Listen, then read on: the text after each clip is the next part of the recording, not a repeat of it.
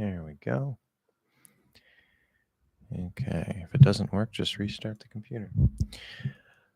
All right, so welcome everybody. If you're watching the replay, we're here every week, Sunday at 11:30 a.m. California time.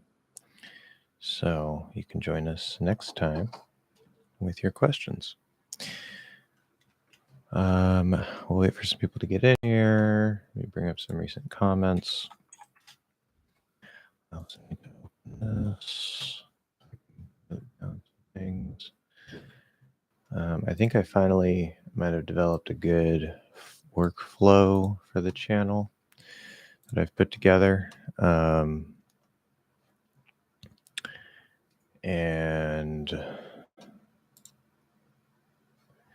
things are going to get a little interesting and crazy for me, but that's okay. Okay, recent comments. All right, so let's see here. David recently asked how, it says, any tips on saying burglar alarm at faster speed? When I say both in isolation, I don't run into any issues, but once I'm supposed to speed things up and say it more like whatever, I can't do it without producing some weird alien noises. I'm 90% sure it's caused by the L in glur. You'd probably use a half L for that one, right? Okay, so burglar alarm. Let's talk about this. How do you say this? Interesting problem. So we have burr, right? So it's B plus a vowel, burr. We have a G sound, okay, G. G sound, not a G sound, you know, burr, G. We can put those together. It's not too difficult. Berg. Okay. Then that L sound. Okay, so we have lur.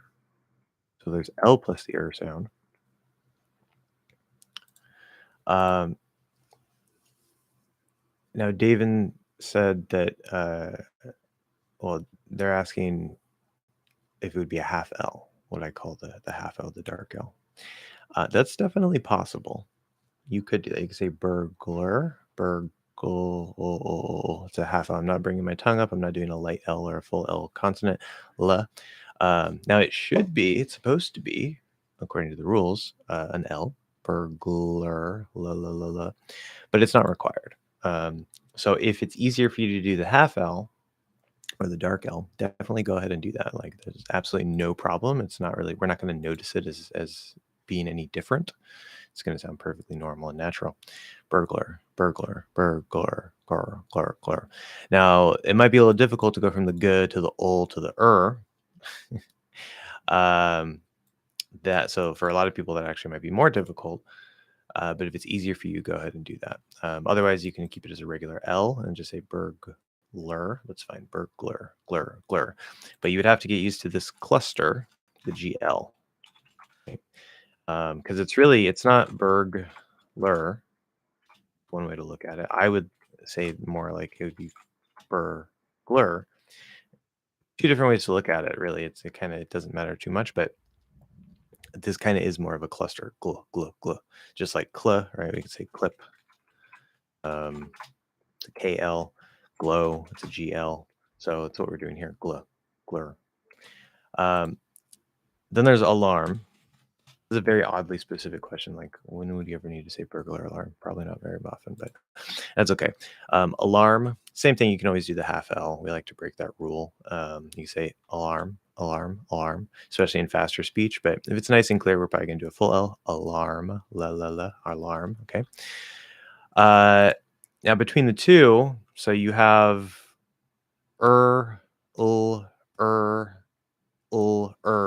sort of repeated between these two. Fluent American is here. Welcome. Yes. Glad to see you here today. As you can tell, I'm still not on StreamYard. I was looking at it and it says I have to upgrade to record, and I'm just like, I don't want to deal with that right now. So I'm gonna either figure out a work around that or wait until some point that I'm actually willing to pay for it. Because right now I'm not. If I were say multi-streaming on say Facebook and YouTube and whatever at the same time, then I would definitely pay for it, but I'm just doing YouTube. So, um, welcome Abdullah. Welcome Tunke. Sorry if I said that wrong. Congratulations. Congratulations for what? What happened? I don't know. Record or stream. Well, because I know on YouTube, right, as I'm streaming, like when I'm done streaming, it saves it as a recording that people can watch again later. If I'm doing it through StreamYard, my understanding, maybe I'm wrong, is that like it'll just live stream, but then it won't be saved either on StreamYard or YouTube because I just have the basic StreamYard and it doesn't say it'll record it. If you do it through StreamYard, it stays on your channel. Interesting. Okay. So it stays on YouTube, but it doesn't stay on StreamYard, I guess. Okay, whatever. I'll maybe test it, but whatever. Today we're here. So thank you. Yes, I'll look a little bit more into it. But okay, anyway, burglar alarm. I'll show you a link of a stream I did. Okay, cool. I'll take a look at that. Hello, Finn. I need to finish burglar alarm. I'm almost done here. Okay, so we have burglar, and even though this wouldn't be the same, let's go ahead and just put it into one. Lar. Okay. There's lots of R's and lots of L's. Burglar alarm. If you're speaking really quickly, you could just do 2 half L's, 2 dark L's, right? Burglar alarm. 1 second. Hello? Hey, baby. Yes, I'm in my stream. Oh, are you coming over today? I need help with fish check. Yes, I come over every day. Okay, see you later. Love you. Bye. Yeah, let me do it.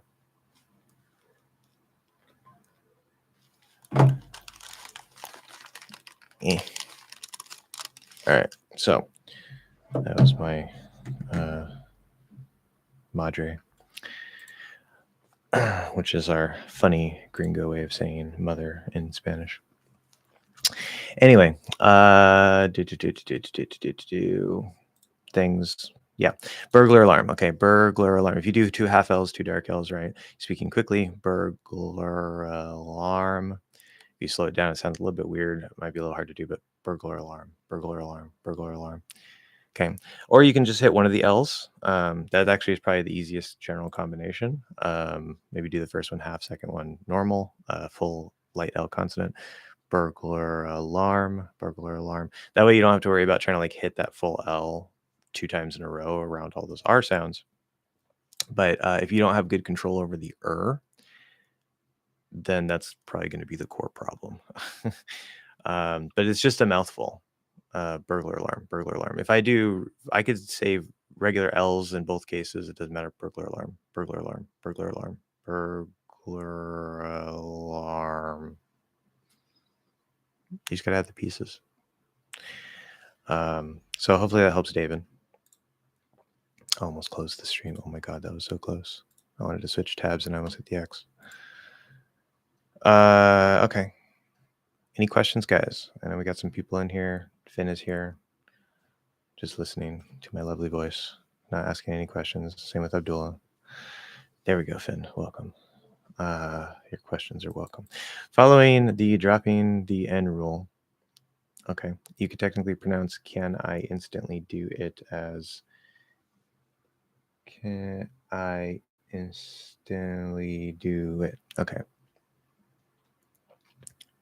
Okay, instantly. Okay. I'm gonna have to sort of break it down because if I just say it, like my brain is not gonna even notice whether I do the N or not. Can I instantly do it? Can I instantly do it? That's definitely possible. Having that much, like having that many partial nasal vowels with never closing into N so close together, can start to sound a little bit weird, a little maybe too nasally. It's definitely possible, especially in really fast speech. But remember also the partial nasalization is a very common thing. It's not something that is required necessarily. But remember, it's a range. So at any point, we might actually go into a full N, whether we partially nasalize the vowel or not. We might actually produce a full N, and that can actually help us speak more easily, especially if like we're linking to vowels and stuff. Um, and so I could say like, can I, just those two words, say 5 different times, and maybe 3 of those times I pronounce the N. Maybe one of those times I don't nasalize the vowel. But you get these different combinations, and it's just kind of however it comes out. Um, so this sort of extreme N where we're always partially nasalizing and always dropping the N, possible, can definitely work. Uh, but in reality, there would probably be a random N in there, to maybe make it not seem so overwhelmingly nasal, because you're kind of just like nasalizing almost everything at that point. There's just like a lot of nasality when it's not a nasal language. So maybe some caution. Um,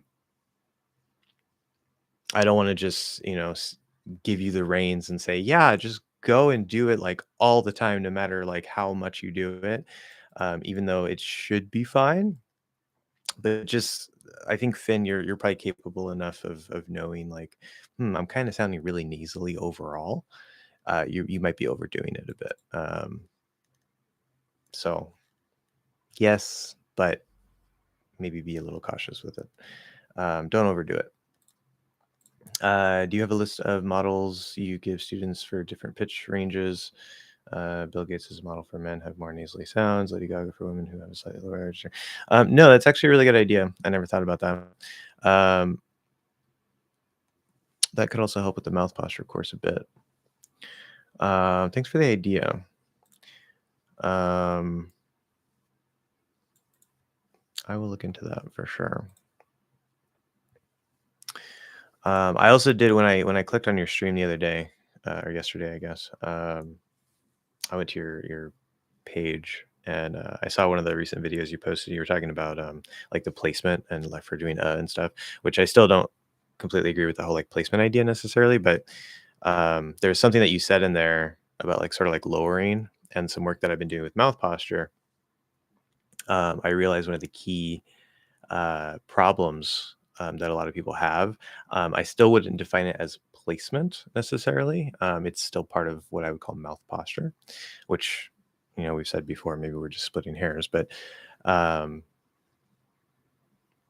that's going to be useful moving forward as well. So you're doing some good work there, Fluent American. I like it. I may not agree with all the details and the exact way of explanation, because I'm very particular about things, but yeah, you're a good channel. Good channel. So then trying to compile. If you think of peeps, let me know. Okay.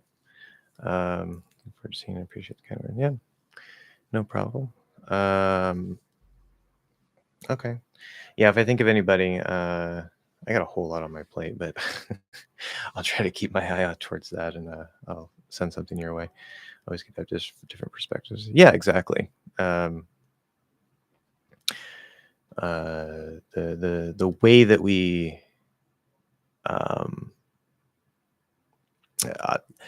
this is something I've known for a while, but more and more it never ceases to amaze me. Like the way that you look at something, the way that you categorize something or classify something can have a really big impact on not only how well it's learned, but also on the actual perception of it. Which is one reason why I speak a lot against like vowel length, because it tends to cause perceptual problems in a lot of the people I've worked with. People on my channel have commented. And once I say, hey, don't pay attention to that, focus on just the stress and the speed, not like some sort of individual vowel length, then things tend to improve. So whether it's objectively true that vowels have a different length, I don't really care. I care about the results. So yeah, we can agree on that. Different perspectives are useful. David, how long? Oh, hey, how something. Long time no see. Joshua, yeah. Thank you for covering the burglar alarm question so fast. Yeah, no problem. He asked it this morning, and I was like, well, it's right there. And Of course, in my usual fashion, I took way too long on it, but there you go. Abdullah, how to add American mouth posture to and thanks for stopping, David. You don't always pop up anymore, makes me sad, but that's okay. I know you watch. So, how to add American mouth posture to a sound that I have in my native language. Interesting question. I think maybe that's the wrong way to look at it, or maybe it's just phrased in a way that I think isn't the best way to phrase it. But um, I don't know. Like if it's like a shared sound, like say if Arabic has and American English has and you're like, okay, well, it's like it's the same sound, but I want it to sound American. So if I had the posture, maybe it'll sound more American. If that's how you're approaching it, that's definitely valid. But like if you have like a sound in Arabic that doesn't exist in English and you want to add American mouth posture to it, I'm not sure why you would want to do that necessarily. So I'm going to assume it's the first case. Um, I could go into a big whole long thing. Um, but you have to have the center of gravity. The core short answer here. You have to have the center of gravity, which is right, centered, lowered, jaws open enough. Also, this like I was just kind of talking about a second ago, indirectly, there's some sort of like back tension back here. Many languages seem to push the tongue slightly forward, and I identified that early on, but more recently, I'm starting to notice that even if the tongue isn't pushed forward, there's still usually a problem around here. And if you kind of open up, sort of like top of the throat, back of the tongue, not necessarily the whole back of the tongue, but sort of in here, top of the throat, maybe up around the nasal flap in there. I made a short about that, I think yesterday or 2 days ago. If you can sort of maybe lower it a bit, open it up a bit, relax it a bit. The exact way that you hold it will depend. Maybe in your particular language, you might not even have to do that. But it does seem a common thing that many people have to do in different languages to move into American English. But if that's a problem, you want to kind of open that as well to really get a good not like or something that's not right. It should sound very open, very light, very clear. Okay. Once you get that, which I talked about in phase one, minus that little extra detail that I'm going to be adding soon, um, that basic shape and tension that we have for is present in every sound that we make, and it's present going from any given sound to any other sound. Now, you won't always hear it. I've had several of you ask me questions about, like, hey, I hear when Americans say oh, it kind of sounds like it starts in a schwa. Interesting. Yeah, it's because it kind of does. It doesn't necessarily have to, but it is a common thing we do.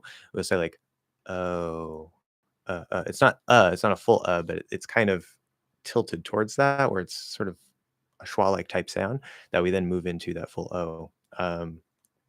So sometimes you'll actually notice it, but even when we say E, right? E's are very, very similar between languages. They're going to sound very, very similar. But if I try to say, especially if like, okay, I push my tongue forward, maybe I close my jaw a little bit, um, and I flatten out that center of gravity, and I just kind of try to get the E up here, right? I'm just placing the sound up here. I'm not trying to hold any particular posture, except maybe pushing my tongue forward. E, E, E, E, E, E. Okay, it sounds kind of thin, kind of flat, maybe. Would probably sound really good in maybe a language like Spanish. Uh, and there's not necessarily a pinpoint perfect way to do it necessarily, but more in English, like E, E, E, compared to E, E, E, E, E. And I'm getting this little bit of central tension that sort of it'll shift forward, still in the middle of the tongue, but it shifts forward. The sound E is here, but there's that tension there. It's very light. It keeps a little bit of extra space in the middle. The back of the tongue could be up or down. It doesn't necessarily matter. I've noticed both are possible. But as long as you have that little bit of extra space in the middle, um, then that is maintaining that core posture. Got to head out, sent you an email with an example of a stream I did on the free version of StreamYard. Understand if it's not what you're looking for.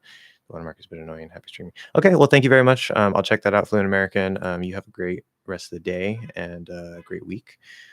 And we'll be in touch for sure. Cool, thanks.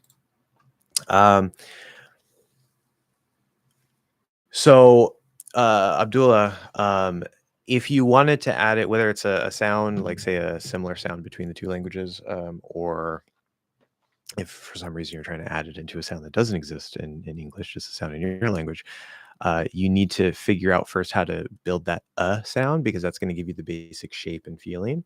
And then when you go into any particular sound, that's going to shift. It's going to shallow out. It's not going to be like we're not saying e and at the same time, but it's still going to be there in a very, very small way. Like there's a little ball in the middle of your tongue always. And no matter what you say, your tongue is kind of doing this more or less. Even when we do there's still a little bit of that tension there. In fact, is actually kind of like an inverted which we're going to be talking about later in some of the mouth posture videos. But anyway,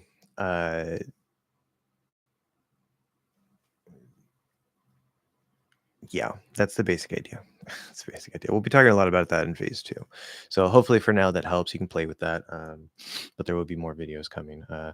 Okay, Tony is here. Welcome, Tony. Is there a difference between flap T? I'm not sure if flap T is the right term. I mean the T sound in the word better. Okay. And quick D. If yes, which one should I say in words, in the words? 40 in order. Okay, so yeah, some terminology. I personally I don't use the term flap T. There is no such thing in American English as a flap T, right? Most teachers will call it a flapped T or a flapped or a tapped D, flapped or tapped T, right? TT. Because when it's written with the letter T, you would call it a flap T. The problem is that, at least in American English, it's never produced when it flaps like that. It's never produced as a T sound. It's always voiced. It's always a D. And so I think it's a little misleading and just inaccurate to call it a flapped T just because it's spelled that way, and that confuses spelling and sound, which is one thing that I always caution you guys against. You do not want you want to focus on sound, focus on your ears, not your eyes. Okay, it's a big problem mixing the two, and it causes all sorts of problems for English learners because our script is not phonetic. So I would recommend that you call it a flapped D, not a flapped T. But I know what sound you're talking about. Or quick D. Okay, a quick D. So then what would a quick D be? If you can maybe further elaborate on that. I don't know if other teachers have called something a quick D, like maybe like a weak D instead of like a nice, good, strong duh, but more like duh, duh, duh, just like a sort of little short, quick D sound. Is I assume that's what you mean. Just clarify that for me, and I will definitely come back and pick that back up. Davin, off-topic question alert. How do you get that little thingy, the siren flashing light thingy? How do you do that? Do they have that now? If I put like siren, will this work? No, it doesn't work. Okay, I have no idea. Anyway, what is Josh's favorite Pokemon? Yeah, great question. That is very random. I don't see. I know I have my door is too closed. I have a thing on the other side of my door, right? My brain doesn't work this way. Backwards. That door right there. You know what I'm talking about. On the other side, there's a Pokemon poster. Maybe you saw that before, but that does seem really random. Can even see you can see the camera in the mirror. I need to move that mirror probably. I mean, I'm lame. I'm standard run of the mill Pikachu. There are many great Pokemon, many great Pokemon, especially Gen 1. I've been around since the beginning in the 90s, so I'm very strong on Gen 1. Even Gen 2, it's like, okay, yeah, sure, that's fine. Not bad, but first generation Pokemon were the best overall. So any of them, right? The 150 or more to see, right? No, just let's stay with the 150. They're all great. The rest of them, maybe not so much.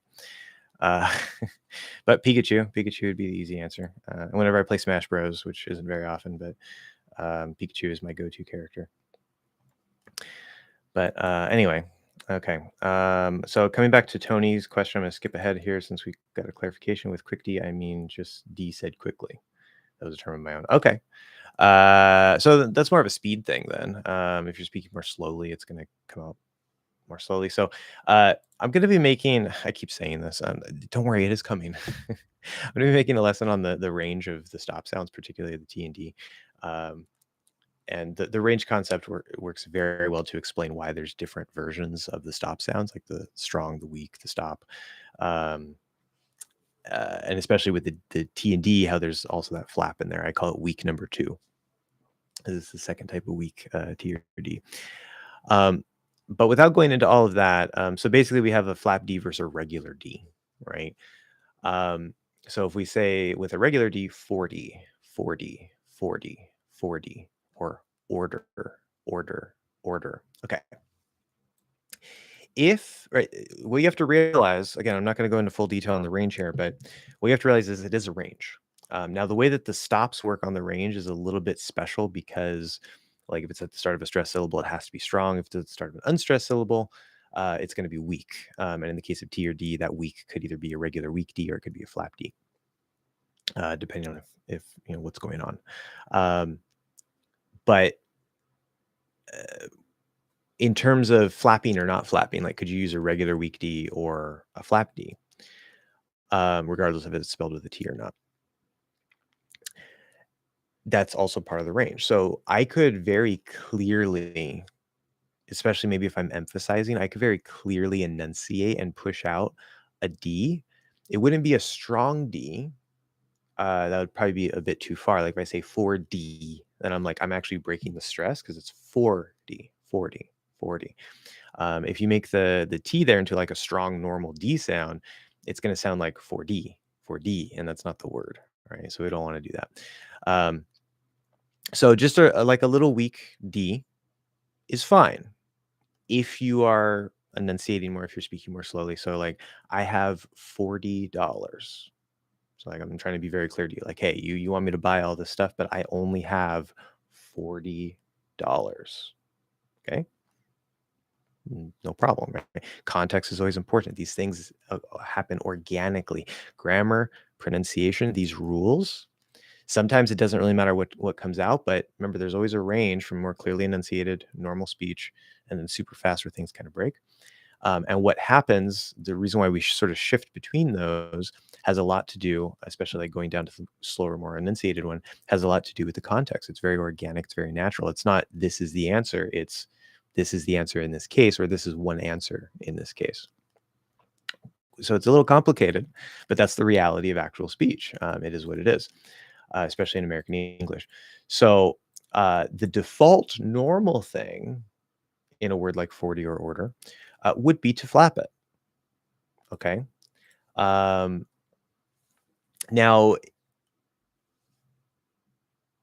here we have the special case of there being an R in front of it. And that can make it extra difficult. And I've talked about this before. If you can't do a good sound, right? It doesn't matter if you're doing or R or whatever it is. If you can't do a good just the core okay, you need to start there because you're spinning your wheels, you're wasting your time. Okay. Once you can do make sure you can do combinations like or, right? The R colored O as I teach it. R, the R colored ah. Okay. Once you can do those, and they sound really good and okay, not a problem, you got to be able to flap the D. Can you flap the D? If you can't say like what if and say what if, and make it a flap D, you got to get that. Okay. If you have that piece, then let's say, okay, let's try to put these together. So you need these prerequisites, right? It's like you have to learn how to add and subtract before you learn how to multiply and divide, before you learn how to, do algebra, whatever. Okay. It's the same type of thing, essentially. So then you have to figure out, okay, if I'm going from into a flap D, how do I do that? Is like here. Okay, so front teeth, bump behind the teeth. The rest of your mouth starts going up here. Okay. Is going to be around here, roughly. Okay. It's in the middle of the tongue. It doesn't matter what the tip of your tongue does. I know a lot of teachers teach it where the tip is pointed up. Just ignore that. It doesn't matter. You can do it both ways. Okay. Now we're going into the flap D. Now the flap D, the T or D in English, it does not touch the teeth. It's going to be around that bump. So we're going to tap and release. But here we're going from which in itself is a bit of a tight, tense sound. We have to reach forward into that flap. And then after that is an E sound. So you have to actually tap and push. Tap and push. So you're not going to do like if you say what if, da, da, da, da, you have to go re, re, re, re, re. Okay. So you're going to have to tap in a slightly different way, going from into that flap and then into E. So if I ignore the O part, erdy, like if I say 30, 30, 30, erdy. So I'm going erdy and then tapping, pushing into the or into the E. If it's an or, that's an extra complication. You have to get the O in front of the blend those together, and then, but you're going to end up in that again, or, and then re. Okay, 40. With order, you have an extra complication because you have an after it. I need to mark a timestamp. Forgot to do that. I need to be marking timestamps so that my life is easier when I cut out live stream clips. So good thing I got this. It's going to be a little before this, but we'll say around 31. Flapping with ers. Flapping D with ers. Moving on. In the case of order, it's harder because you also have the after it. So what I recommend that you try to do is try to get a tap into first. Like if you say better, okay, if you can tap and then pull into so it's a tap and pull. Again, you're going to hit it differently instead of normally just tapping or flapping, whatever you want to call it. So you have to be able to do that. Okay, so once you can do that, if you can do say 40, you can go from or into the flap. And once you can do say better, going from the flap into you just put them together. Order. You just go right back into that Okay, you tap and pull. Now for this particular one, when you're going from a flap into an we do have a little trick, which is that instead of tapping sort of on or around that bump, you can actually go farther back to that part of your mouth that starts going up like this in the middle. Don't tap with the middle part, like the tip of your tongue. Tap very lightly, with like the corners of the tip. So this will be kind of down out of the way a bit. You're going to take this and you're going to hit that part that starts going up like that, sort of that little ridge there. Bam. Okay. And if you do that and you tap there and pull into the it's actually a lot easier. You have to get the exact motion and the exact shape. That's the hard part. But once you have that, that's how natives do it in order to speak more easily and more quickly. Okay, so we don't have to say like, if we try to do a regular D, which is kind of hard, we could do it when we're doing it slowly. Right? If I say, I demand order, order, order. Okay, fine. Sounds a little harsh, a little rough, but I'm emphasizing. But if I'm saying quickly, like I demand order, order, order, order, I can tell you I'm not making full contact with the tip of my tongue. I'm not up here. I'm back here. Order. Okay. So play with that. Have fun.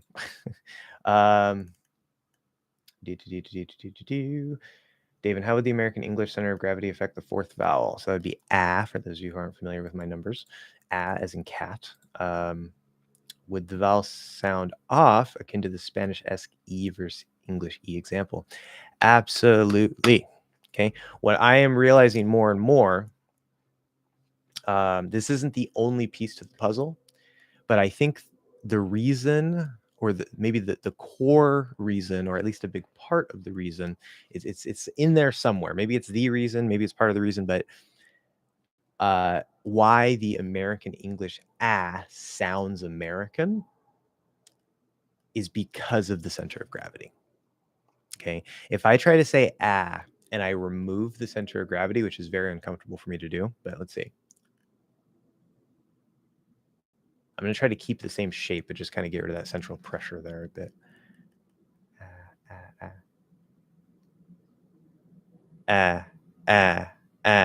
ah, ah.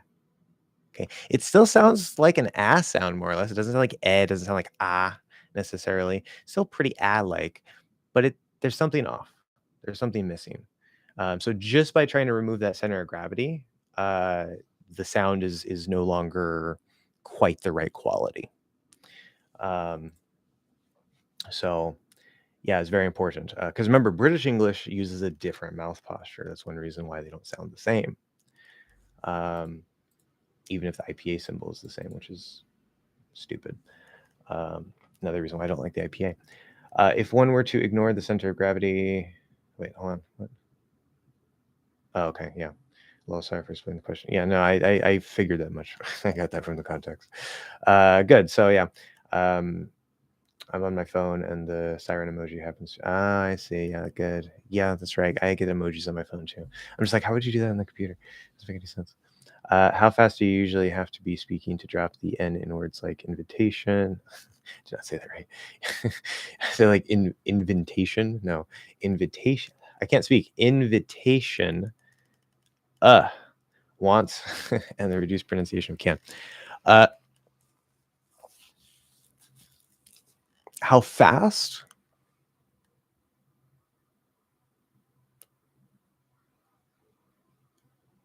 I don't. Hmm. Obviously, the faster you're going, the easier it is, the more likely it is that there's a possibility to break things, right? So obviously, in really fast speed, like it's probably not really going to be a problem at all, like at any time, at any point. In the flow of normal speed speech, right, we have sort of a faster end of normal, slower end of normal. I think it's always possible within the flow of normal speed speech. Even in slower enunciated speech, it's probably a lot less likely because like we're enunciating, right? We're probably going to hit the N. You could still partially nasalize the vowel even if you do the N, right? Like, uh, but when we're like really emphasizing, enunciating, speaking very slowly, like, well, he wants to go. He wants to go. Okay, probably more likely I'm not going to nasalize it. Even if I do nasalize, I'm very likely to go into that N, uh, especially with that T after it, or well, it's not actually a T, it's a TS illusion, but there's that position there that we push the S from. So it's in that case in particular, it's very likely we're going to do it anyway, though we don't have to. But if you're in the flow of normal speed speech, especially on the faster end of normal, yeah, you're fine.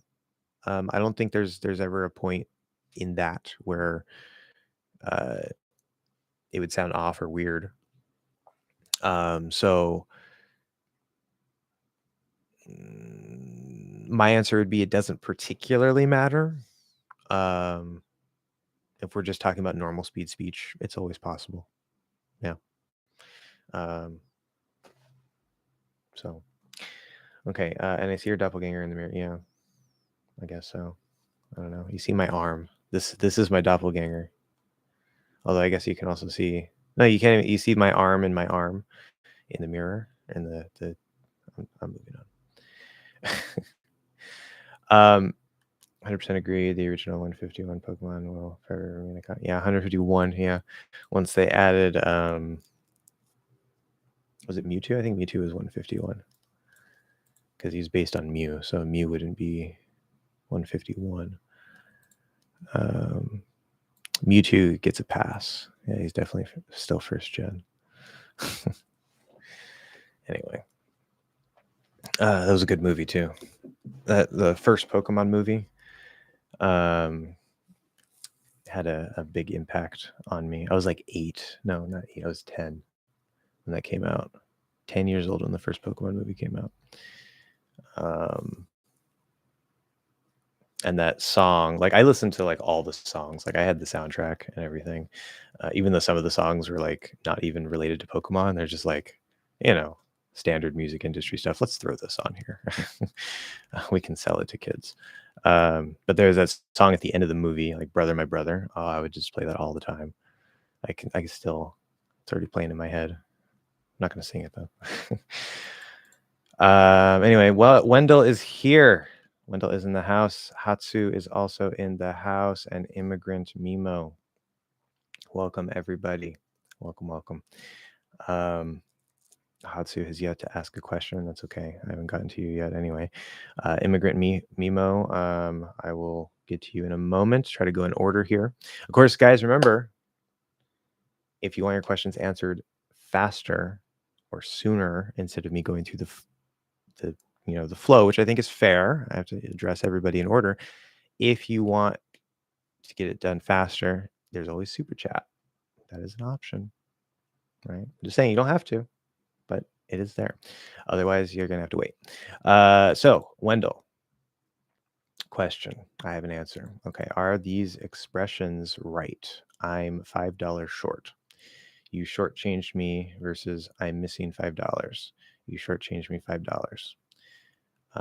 Those are all perfectly fine.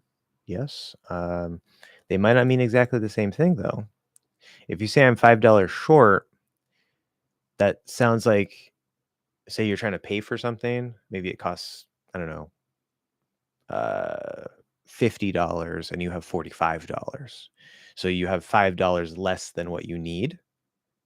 Okay, so I'm $5 short. If you say you shortchanged me, um, then that means when there was some sort of exchange, maybe you're getting change or you bought something or whatever it is, um, they didn't give you the full amount that they should have given you. And specifically say you shortchanged me $5, right? So that means that's different than saying I'm short or I'm $5 short. You could maybe technically use I'm $5 short in that same type of context, but instead of I'm, we probably say you're. So if you say you're $5 short, that could mean the person has $5 less than what they need, or it could mean that they shortchanged you, right? So context, right? I'm getting, I buy something from you. You're supposed to give me, say, $10 in change. You only give me $5 in change. So I could say, instead of I'm $5 short, I could say you're $5 short, meaning you still need to give me $5 more dollars. So depends on exactly context, what we're saying. Not necessarily always going to be the same thing, but potentially, depending on the pronoun and the context, you could maybe use the same sentence to mean the same thing. Now I'm missing $5. That could just be a statement of I'm supposed to have $5 more dollars. I don't know where it went. It was in my pocket and now it's gone. Could be when somebody's giving you change.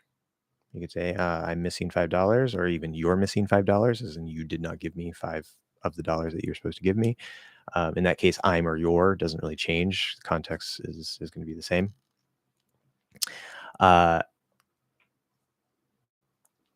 So again, the exact meaning will come down to context. But I'm missing $5 could mean the same thing, or it could just mean you don't know where $5 went. You're supposed to have it and it's gone. I need $5 or I'm missing $5. Are they equivalent? Depending on the context, they can be. So if the context is you're buying something, again, it costs 50, you have 45. If you say I need $5 or I'm missing $5, you're telling the person I only have $45 because it costs 50. In a completely different context, if you say I need $5, right? You're not buying something. You just, well, I mean, I guess probably you would be buying something, but eh,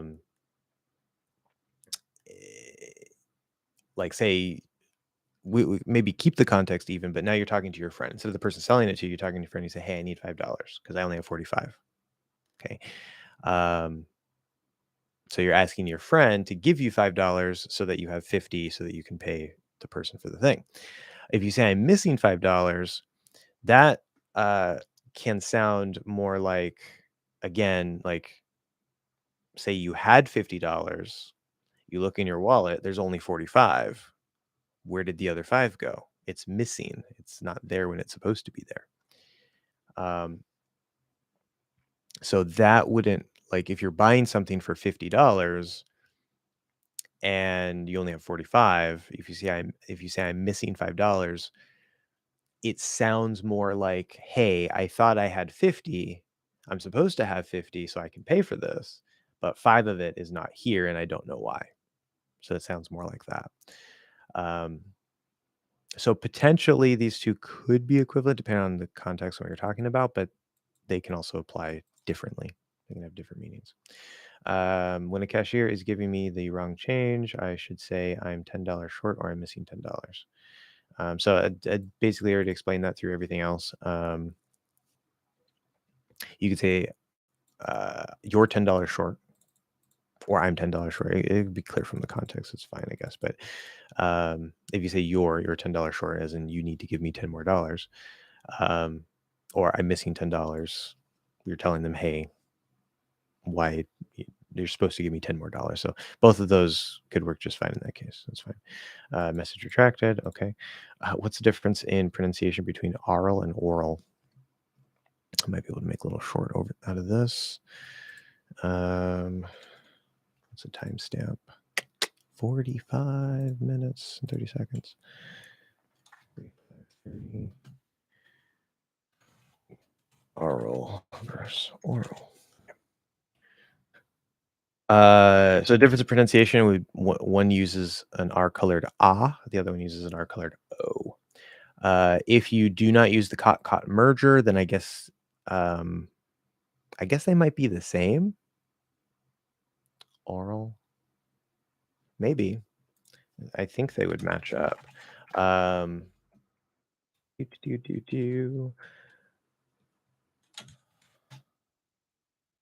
Okay, looks like that uses that backward C.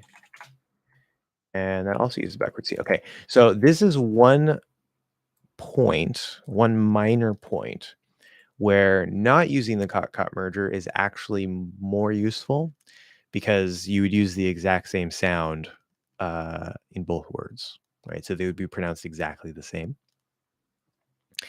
If you do use the cot merger, which is what I teach you and is generally easier, generally simpler, we do actually get a difference in pronunciation here. The first one, because remember in the cot merger, instead of having ah and ah, we just get ah. So this moves back here, this moves down here. So this goes away, this goes away. We just have the one sound here, and the lips don't round anymore, and it's always just ah. Okay, generally a lot easier. But when it comes to R coloring things, very frequently, so we have the R colored ah, we also have an R colored O now, instead of an R colored aw and an R colored aw. I don't know if there's a regular R colored ah that's unmerged. R, probably not. um, anyway, the point is that some words will go down to ah with so there'll be r. Some I think that's usually what happens more often than not. But some words will go up into or, maybe o plus so for the first word, it's r. And you get aural, aural, aural. The second word is or. It'd be oral. Okay. And there you go. Are you more likely to pronounce era as era or era? Yeah. Well, clearly the second one. Yeah, no, there's two pronunciations. You can say era, especially when we say like the end of an era. You used to say the end of an era. That's fine, but to me, it kind of sounds like I might want to say era more likely in that case, just because maybe that's how I've heard it more often. But either way is fine. It doesn't matter. Me personally, I think I tend to use era more, just like generally, and sometimes it'll come out maybe as e or ear. So whichever way, you could just pick one and always say it that way. It doesn't matter. I would personally recommend era. I guess maybe that's my bias, but they're both fine. Okay, Immigrant Mimo. I see also Mahmoud is here. How to have some questions. Okay, so I'll get to you guys in a moment. Trying to go in order here. As I said, Super Chat is always available. Immigrant Mimo. Hi, Josh. Don't you think that those who have deeper voice bass are, right? So those who have a deeper voice are better at sounding more American than those of a higher pitched tenor if both have correct pronunciation, maybe acquire it quick. Okay. So like maybe acquire it more quickly. I can see where the question might come from. I can't necessarily agree with that conclusion. But this is tied to mouth posture, or some teachers would probably say placement, which I don't like the concept of. So what I'm realizing now, it's not just necessarily if the tongue is pushed forward. There's actually sort of a way, like extra tension, that you can sort of hold this area here, like top of the throat. You can hold it a little higher, or a little lower. I like to call it back tension, because if you relax that tension and sort of let it open up a bit, you get more into a better place for American English. But when you're higher up here, you're pushed forward with your tongue, which a lot of languages are, that tends to kind of raise the voice a little bit. Okay. So right now I'm generally trying to speak the same for the most part, but I'm pushing my tongue slightly forward. I'm trying to add a little tension, pull this up here a little bit, and it's making my voice slightly higher. Okay. If I go back to normal, you can hear that my voice is maybe just a little bit lower, because I'm not trying to speak from my chest or anything like that. I'm not trying to like speak from lower in my throat. I'm just sort of opening this up here, relaxing this a little bit, not letting my tongue push forward. So everything's kind of more open here. It's a little more, we have a little bit more space, and that helps to create a little bit more of a deeper sound. There's the super chat. Or maybe it's not a super chat, just a member for 3 months. Maybe it's because you've been a member for 3 months, it stands out. I guess so. Interesting. Well, I guess I don't know. Does that mean I have to get to this one first? Well, I'm pretty much done explaining that, Mimo, immigrant Mimo. So hopefully that should make sense. So it's not necessarily like those who have a deeper voice are better at sounding American. It's just that maybe they're already in a bit of a better place in the mouth posture and like the vocal tract positioning to sound more American, and to make the sounds better. Because even if you try to do but you're not in place here and your tongue is pushed forward, it's I think pretty much impossible. I've had people get really, really, really close without addressing that, but I don't think it's possible to actually get that core perfect American center of gravity, the core perfect American sound, if that's not addressed. So, yeah. But just because your voice is deeper also doesn't mean anything. I've worked with people that have a deeper voice that don't sound, they still have a thick accent. So, the deepness of your voice doesn't necessarily mean anything. It's a relative thing to the thing we're talking about there. Okay, so I will read this really quick since it's standing out. Yeah. Hi, everybody. Hope you're having a good time. Sweeties, interesting. Yay, a nice new background for the stream. Yeah. Loving it. By the way, my quality gotten better. Well, yeah, because the mic is right here in front of my mouth. I could do some ASMR today.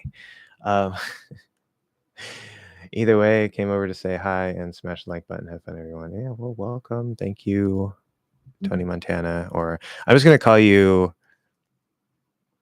Shapeshifter. And now you get a super chat. Shut up. Here's my peasant tip. Yeah, thanks. Good. Thank you very much for the super chat. Very much appreciated. I'm going to call you Shapeshifter because you're always changing your name. But moving on. Is native competence or monolingual standards? Wait. Is native competence, okay, or monolingual standards competence? I don't know why we're repeating that. An idealized concept. Or is it the better choice when learning a foreign language? I don't understand your question. Please rephrase the question and I will answer that. I have an idea of what you're asking, but especially with the first two options, I don't know if you're just like rephrasing the first thing in a different way. Like it's like the same thing just said differently, but either way, I'm not exactly sure what you're asking. So if you can rephrase that, that'd be nice. David, I love how you're an OG Pokemon. Yeah, you're a kindred spirit. Hey, no, you're not being annoying. That's fine.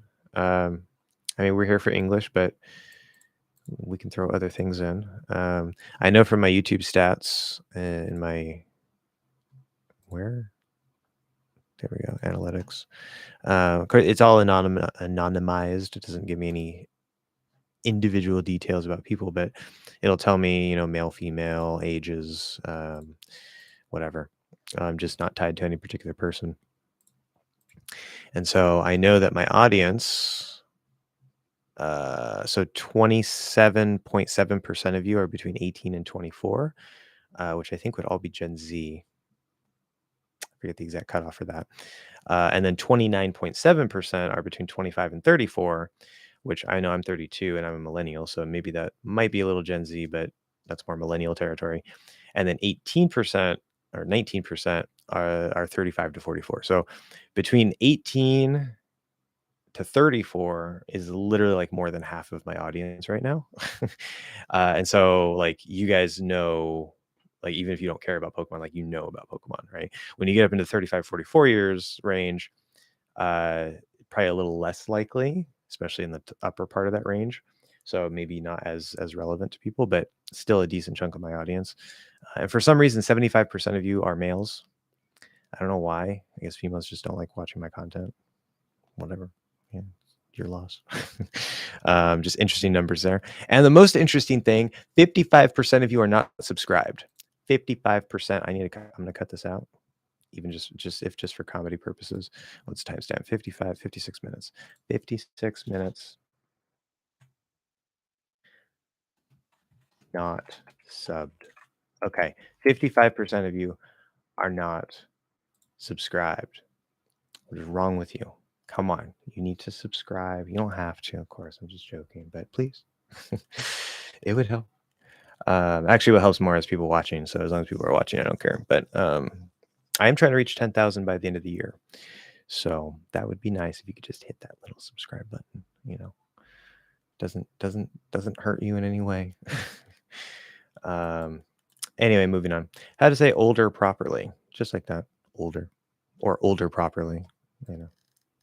That's a little joke. Because you didn't put quotations around older. So are you saying older properly? I don't know. But yeah, I know it's older. That goes back to what I was talking about earlier with like order. It's exactly the same problem, except now instead of saying or, you have to say ol. You have to do an L-colored O. Ol. So if you can do that, then you need to know how to flap. You need to know how to go from the flap into the especially that tap and pull that I was talking about. And then you put the pieces together. Right? That's the hardest part.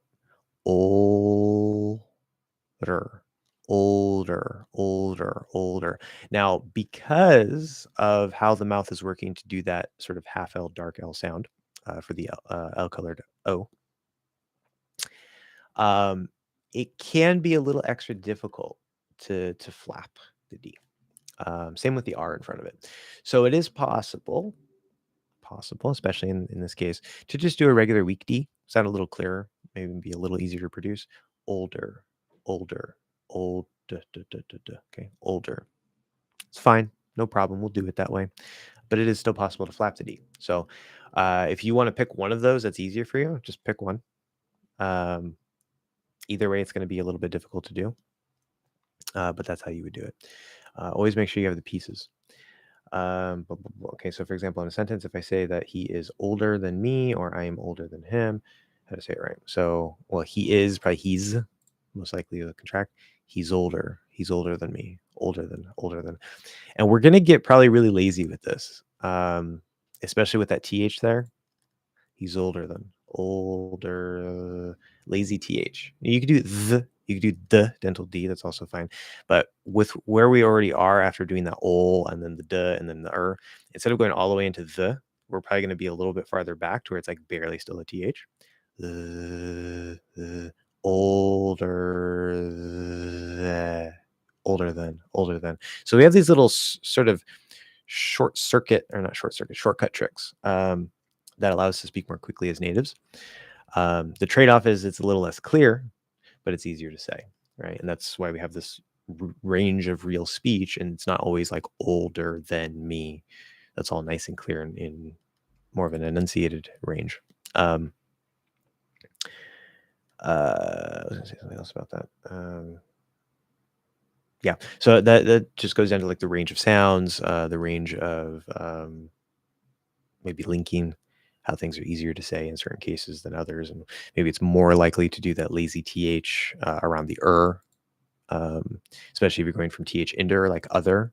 It's a lot easier to just hit here instead of here. Other. Yeah. Um,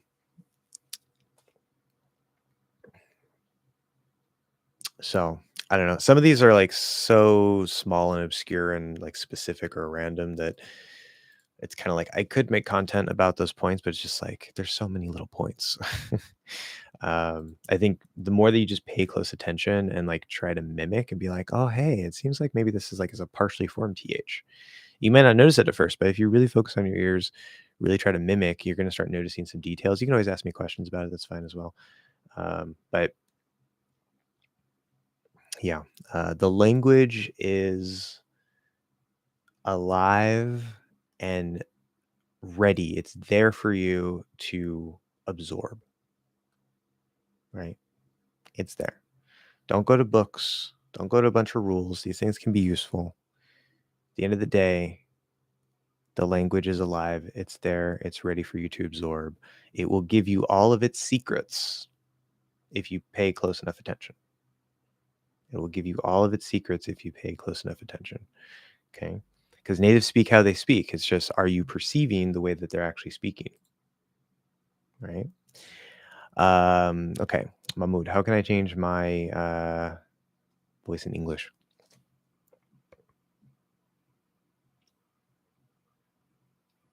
That's a very broad question.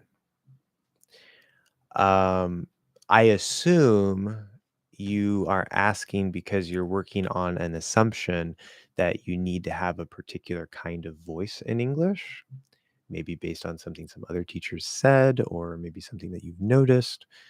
Um, and there's two details to this. Um, there's what we were kind of saying before, how like if you're a little more tense here and push forward with your tongue, your voice is going to sound a little higher. And if you're not, it's going to sound a little lower. Yeah, it's going to sound a little lower. This is relative, so it's a small difference, but it is different. You don't want to like if your voice is kind of really high like this, you don't want to change your voice really low like this and try to speak this way because it's just going to be artificial. It's not your voice. Like that's not English. It's just you're making your voice lower. Um, so there's pitch, there's the tightness that you hold in your throat. Um, there's sort of the basics to get more of an American sound down or back around here, and that will have some effect on your voice. Okay. Then there are some people who maybe they speak very nasally. They're up in their nose like this a lot. And let's see if I can do that. Right. There's also people who might kind of sound a bit more like this because they have sort of the back of the tongue pulled up a bit and there's a little extra tightness here in the throat. And so it blocks, it sort of distorts the voice coming through the throat and stuff. Now I've worked with students who kind of are up here who really kind of have this voice type here. Um, they're also native speakers of English who, like say Fran Drescher, who she speaks really nasally, or Steve Urkel from Family Matters, if you know you're a 90s kid like me. Did I do that? Right. Speaks very nasally. That was a character. The actual actor who played him isn't super nasally, but um, there are native speakers who speak like that. And objectively, there's nothing wrong with that, right? Like your voice is how your voice is, and that's fine. Like you don't have to change your voice. I don't think that, that's a thing. Like Fran Drescher shouldn't speak less nasally because most people think it's annoying. Like her voice is her voice. And, if she's fine with it, then that's all that matters. Um, but that being said, having a excessively nasally sound or having this type of extra tightness in your throat where your tongue is kind of lifted up like that, those types of voices, even though there are some native speakers who have those types of voices or speak that way, they will generally sound kind of annoying to the average native speaker of American English. Um, so I'm not saying there's anything wrong with those people's voices. Their voices are how they are. That's perfectly fine. I personally don't really care. It is what it is. But you should also know and understand that the perception of the average speaker of American English is that that will sound annoying. And if you want to avoid that, you can change those aspects of your voice by targeting whatever is causing that, um, to remove that, or at least minimize it if nothing else. So that's a very personal goal. Right now, some people are going to say, well, you shouldn't worry about that. You shouldn't care. Your voice is beautiful as it is. And, screw what anybody thinks. And in some way, yeah, that's true. But it's a very personal thing. Right. You have to know how people will generally perceive it and then make your choice of if you want to change it or not. Um, so, uh, let's see if we have any clarification. No. So, Mahmoud, if you're still here, which, sorry if I'm saying that wrong. I think it's pronounced roughly like that. Maybe it's Mahmoud. I don't know. But you can further clarify and elaborate a bit on your question if you want, and I can maybe address that specifically. But that's my general perspective on that. And I would probably ask you, like, why do you want to change your voice, or why do you think you should change your voice? Because you might not have to. So, yeah. Anyway, Finn, what is the fastest way? Or fastest? I was gonna say fastest way possible. What is the fastest possible way? So you can flip those two. Either way is fine. Fastest possible way to say you don't even have to, and you don't have to. I've heard people reducing these sentences so much, so much, since they're very common. Yeah, right. Talk about range. 106.30. My phone is in the way. Okay, 106.30. Range of don't even have to. Okay. So you don't even have to. You don't even have to. You don't even have to. What am I doing there? I'm not saying the D. I'm nasalizing the O. I'm not saying the N. I'm not saying the T. So it's U plus nasal O. So it's like Y, U, nasal O. I'm not saying the V.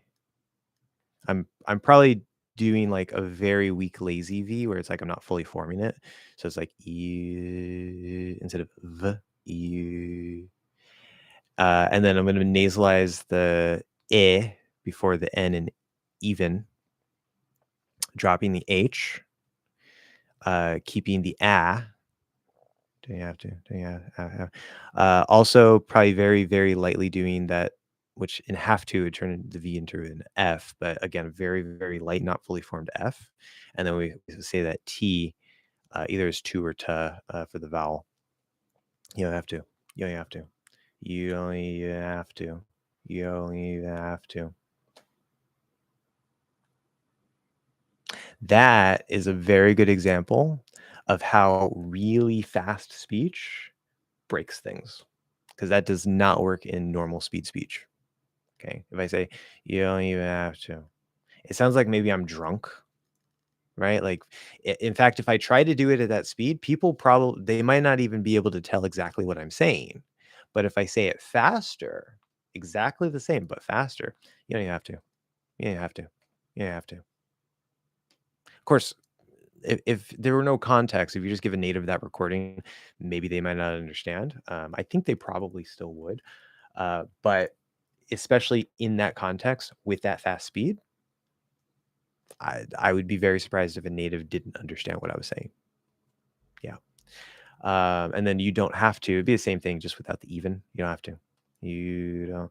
Which we might flap the D really lightly. That can always happen. But like you don't. You no D there. You don't have.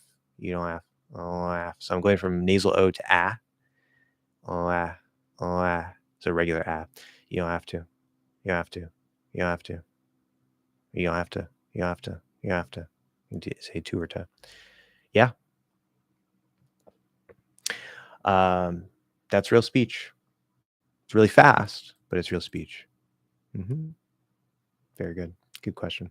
Is the pronunciation forward? Oh, okay. I thought that might be what it was for as I was reading, like, it has to be forward, right? Regional compared to forward. Move forward, move forward, move forward, move forward, move forward.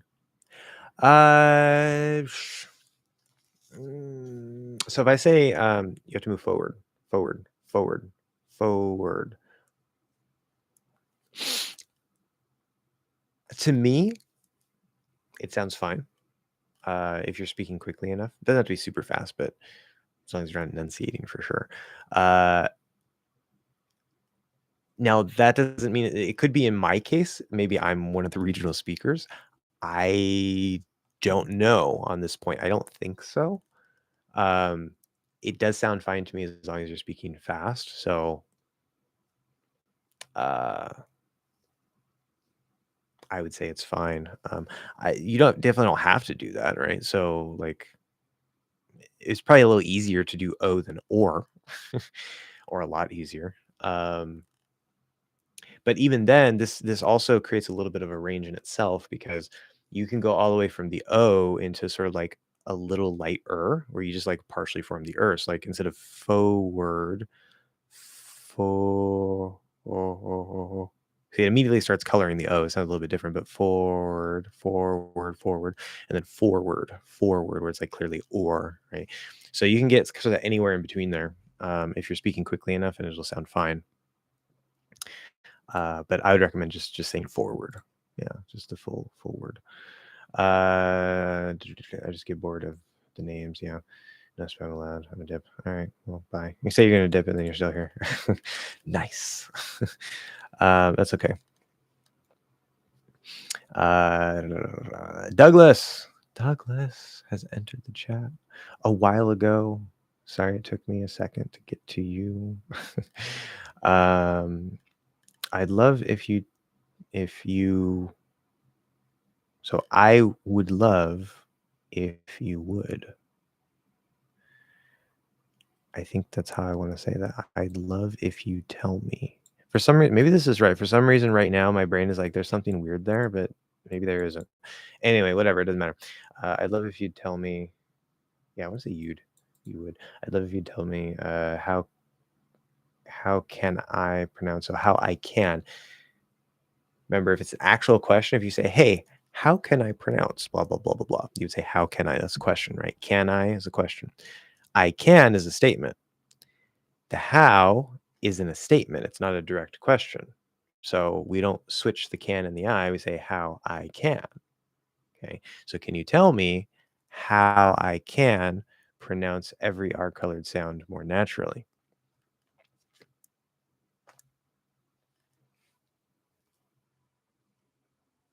Go watch the R-colored vowel lessons. I'm sure you've already done that. If you haven't, go watch those for sure. Just type in like English hacks R-colored. I have several lessons on those. Like I think I have two. I have one for the main R-colored vowels, and then one for the diphthongs. And I go in depth on the possibilities there and what I recommend and blah blah blah. But if you've already seen those more naturally, I don't know if you're implying also more easily, right? Because naturally might be easily. The number one thing, again, there's a reason I go back to this mouth posture, mouth posture, mouth posture, mouth posture, mouth posture. If you don't have the mouth, if you don't have the right, it's like me trying to roll my R's in Spanish. If I don't have the right posture, it's extremely difficult because I need to get all the way up here and tap here, but my mouth is like this. Okay. It's really hard to do.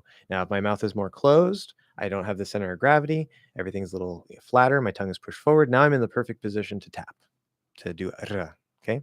Which is right there. I just did it with American posture because that's what I'm used to. Okay. So if you don't have the right posture, especially if your mouth isn't open enough, the R sound, which includes all of the R colored vowels, especially the R colored one, but the R sound itself, you need enough space in the mouth. If your mouth is too closed and you say like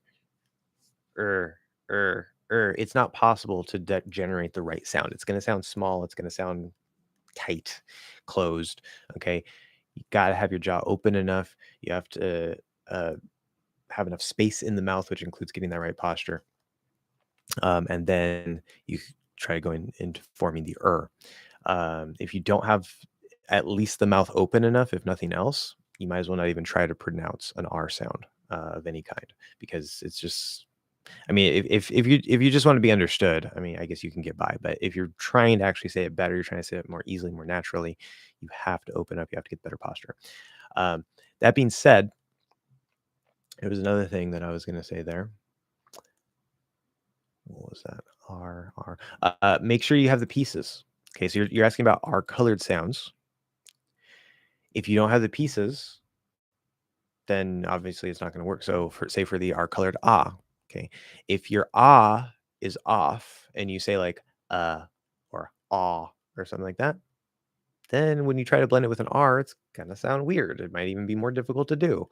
Um, Now keep in mind you have to immediately start blending, which is why a lot of people ask, like, okay, so I know there's ah and there's R. Is ah really the sound in R, like at the start of R? Yes, it is, but it kind of doesn't sound like it because you start an ah, but you immediately start moving into the So if you're trying to do like R, that's not it. That's not R colored. That's ah plus just holding your voice between the two. You need to immediately blend them. So R, R. Okay, there's no ah part to it. It just starts there. Just like when we say a, we say I. Same thing as it's a diphthong essentially. Um,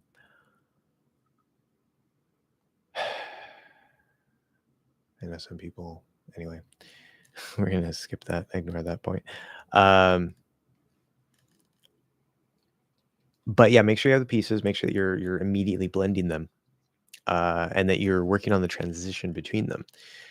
Going back to mouth posture, if you're trying to sound more closer to a native, you have to make sure that you're maintaining that center of gravity in the ah, which you need to build it into the ah first. It's going to shift back a little bit, but it's going to be there.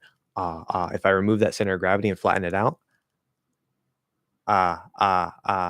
it immediately doesn't sound like the right sound anymore. It still sounds like an ah, but it doesn't quite sound right. It doesn't have the right quality because I don't have that center of gravity. Ah, okay. And then you need to have that same in your okay, because it's still there in the It definitely shifts a lot because the is also in the middle of the tongue and it sort of comes up. But it's still there. There's still some sort of little pressure remaining from that sound. And then you have to hold that pressure as you transform from ah into R. Okay, so and I can feel that if I pay close attention, I can feel that center of gravity tension. It's in my ah, and then it stays through the it's always there. So depends on if you're trying to sound better or if you're trying to sound more native like, whether you need to go to that level or not. But get the pieces, focus on making sure they're blended really nice and easily, and then if nothing else, if you don't do full posture, at least get your mouth more open. So, okay. That would be what I have to say for that, aside from watching the lessons. If you have any like specific questions on top of that, you can ask for sure. But let's see, 118. Before 118. Almost missed that one. Are colored more easily. Okay. Blah, blah, blah, blah. Immigrant. Mimo. Thank you for answering my question. No problem. That's why I'm here. So how if we compare two speakers who have the same correct pronunciation, but one with deep voice and the other with higher pitch? What do you mean? I have a feeling you might be asking something slightly different than what I'm understanding, but okay, like me. Take my voice. Okay. I have to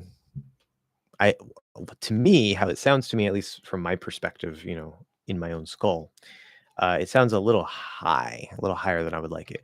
And when I listen back to recordings of myself, it does still sound a little too high to me.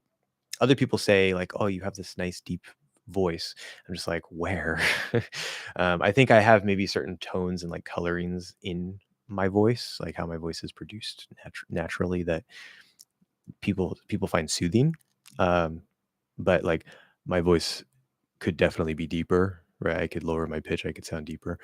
Now, there are males who have maybe a bit more of this type of a voice, maybe because they're just bigger people. Okay. Like I like to think of Jason Momoa, maybe. Like he tends to have this sort of like deep, almost kind of grainy voice, like, oh, I'm Aquaman, something, I don't know. Um, and that's fine. Or like The Rock, right? He's a big guy. Um, he actually has maybe, I think, relatively a little bit of a higher pitch for his size. But regardless, that doesn't matter. The point is that obviously females in general will have a relatively higher pitch voice on average compared to males. There are females who have a bit lower pitch, females who have a really high pitch. There are males who have a bit of a higher pitch, males who have a really low pitch. Um, so when you're talking about like a deep voice, sort of a deeper pitch, deeper voice versus a higher voice, um, from language to language, right?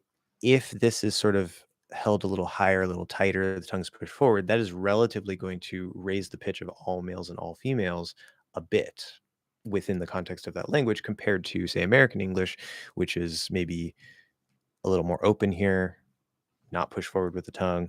That'll, maybe relatively lower things very slightly for both males and females compared to that other language. Okay.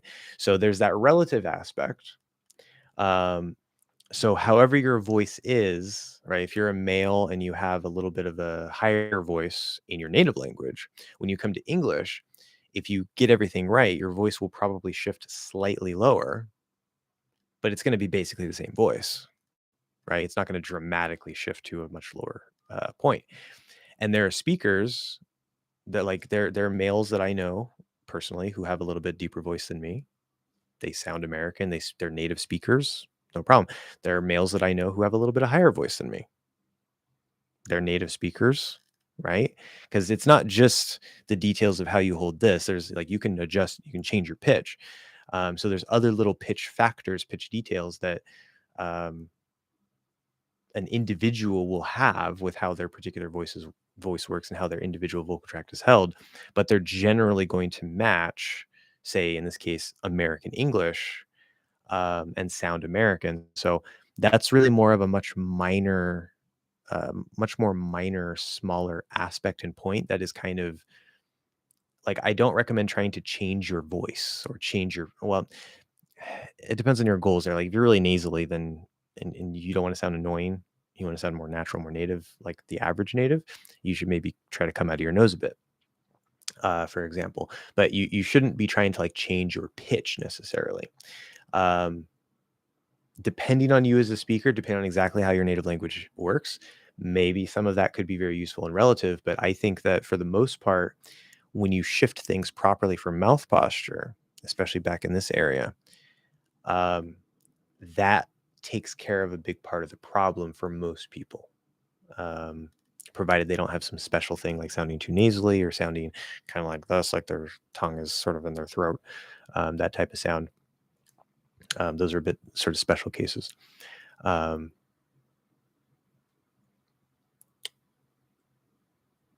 so it's more a consequence of holding everything correctly instead of something that you intentionally try to adjust. Um, and in your particular case, I don't know. Maybe you do need to intentionally try to adjust some things, but um, overall, in general, for the average person, I think it's more of a minor thing. Uh, Gen Z, all talk, yeah, and all right. Dirty territory. I guess, yeah. How can I get the hang of the language as cuz? So not so cuz it's supposed to be. I know you're shortening because to cuz. As and because aren't going to go together like that.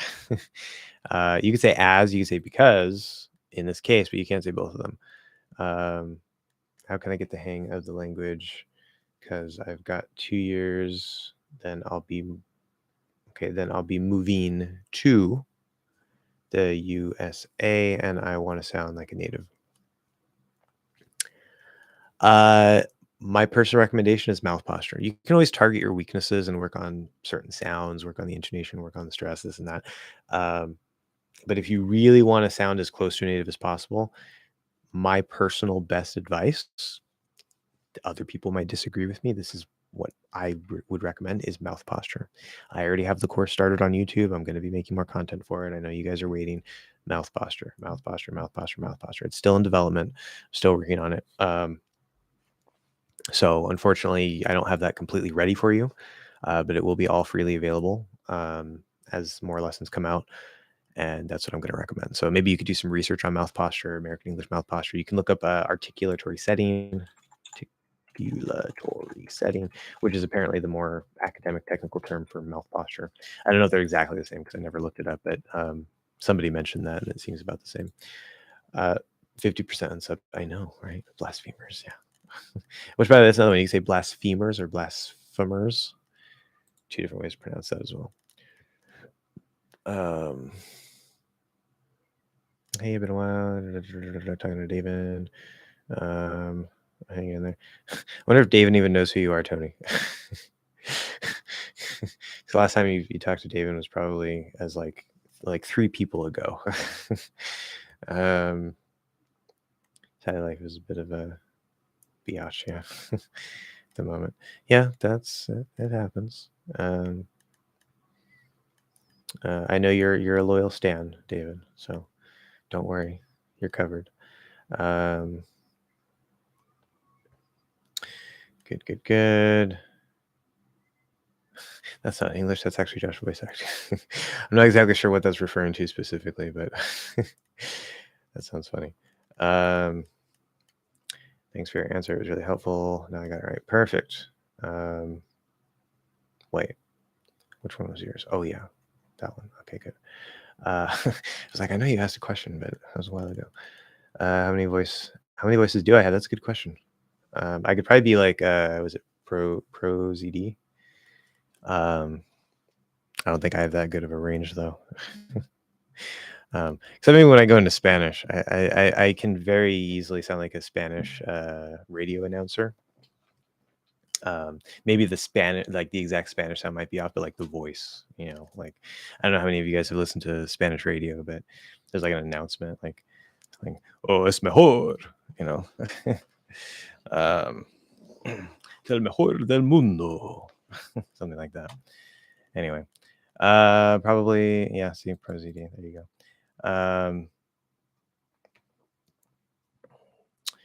I actually don't watch a whole lot of his content, but I'm definitely familiar with him. I recently watched an interesting video about a new Latino-influenced English dialect emerging in liberal community in Southwest Kansas due to a large influx of Spanish-speaking immigrants. Interesting. Okay. So I guess probably something similar to Chicano.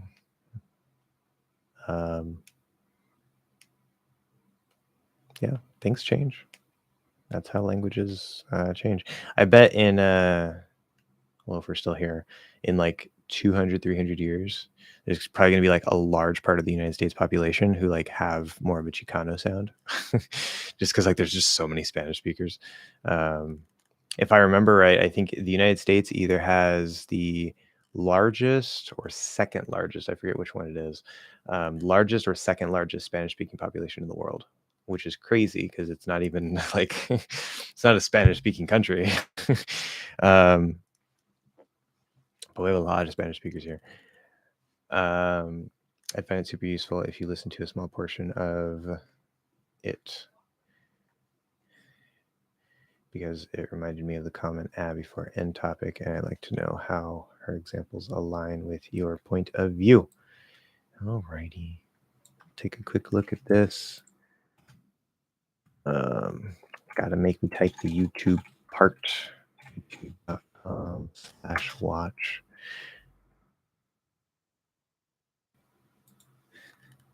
In liberal Kansas, we can hear the sound change. There's a bit of a nasal sound. Okay.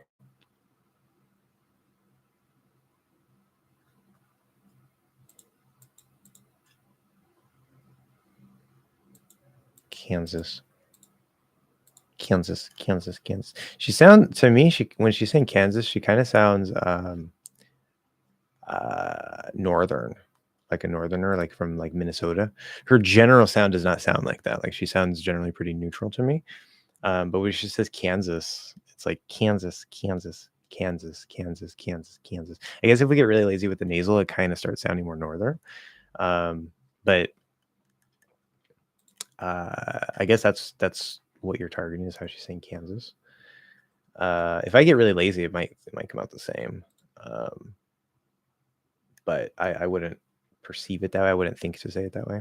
Kansas, Kansas. There's still that little nasal in there, but it's not like Kansas, Kansas. Right? It's like extra nasal.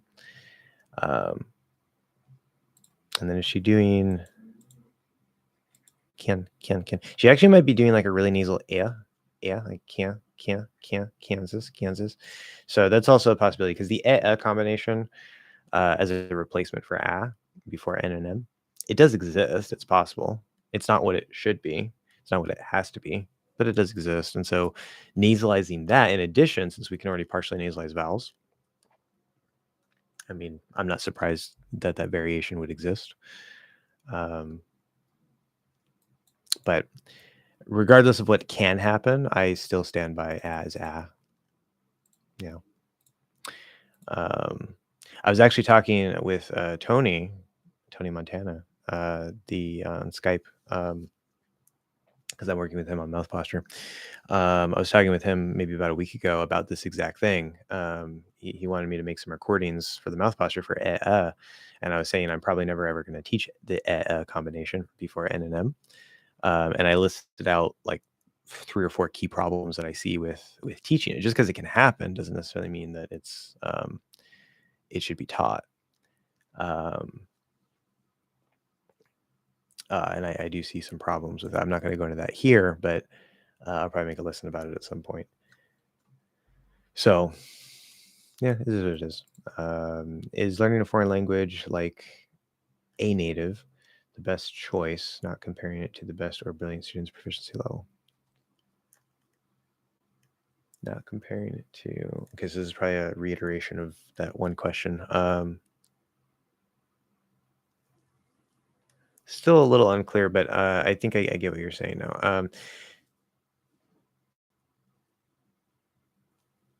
If you phrase it as best choice, that's completely up to you. Like your accent is 1000% a personal choice, right? There are people with super thick accents that are hard to understand and they don't care. Like, like I speak how I speak. I'm not going to try to sound like a speaker of this language. I'm going to have an accent and I'm okay with that. Okay. Most people at least want to be better understood. They don't care if they sound like a native necessarily, but they want to be better understood. And so, they'll work on some points. And that's also perfectly fine. If you just want to be understood, you don't have to sound like a native. The easiest thing to do is probably that. Just work on some key details, whether with the intonation, with the stress, maybe with the thought chunking, and then with certain key sounds that are causing you to not be understood as clearly. Okay, you can target and isolate those and figure out what are the things that are making you harder to be understood, and just improve those, and then you don't have to worry about the rest. But there are some people who say, "Hey, I want to sound like a native or as close to a native as I can possibly get." That's a personal choice too. You don't have to do that. So it's not about what's best. It's about what you want. Um,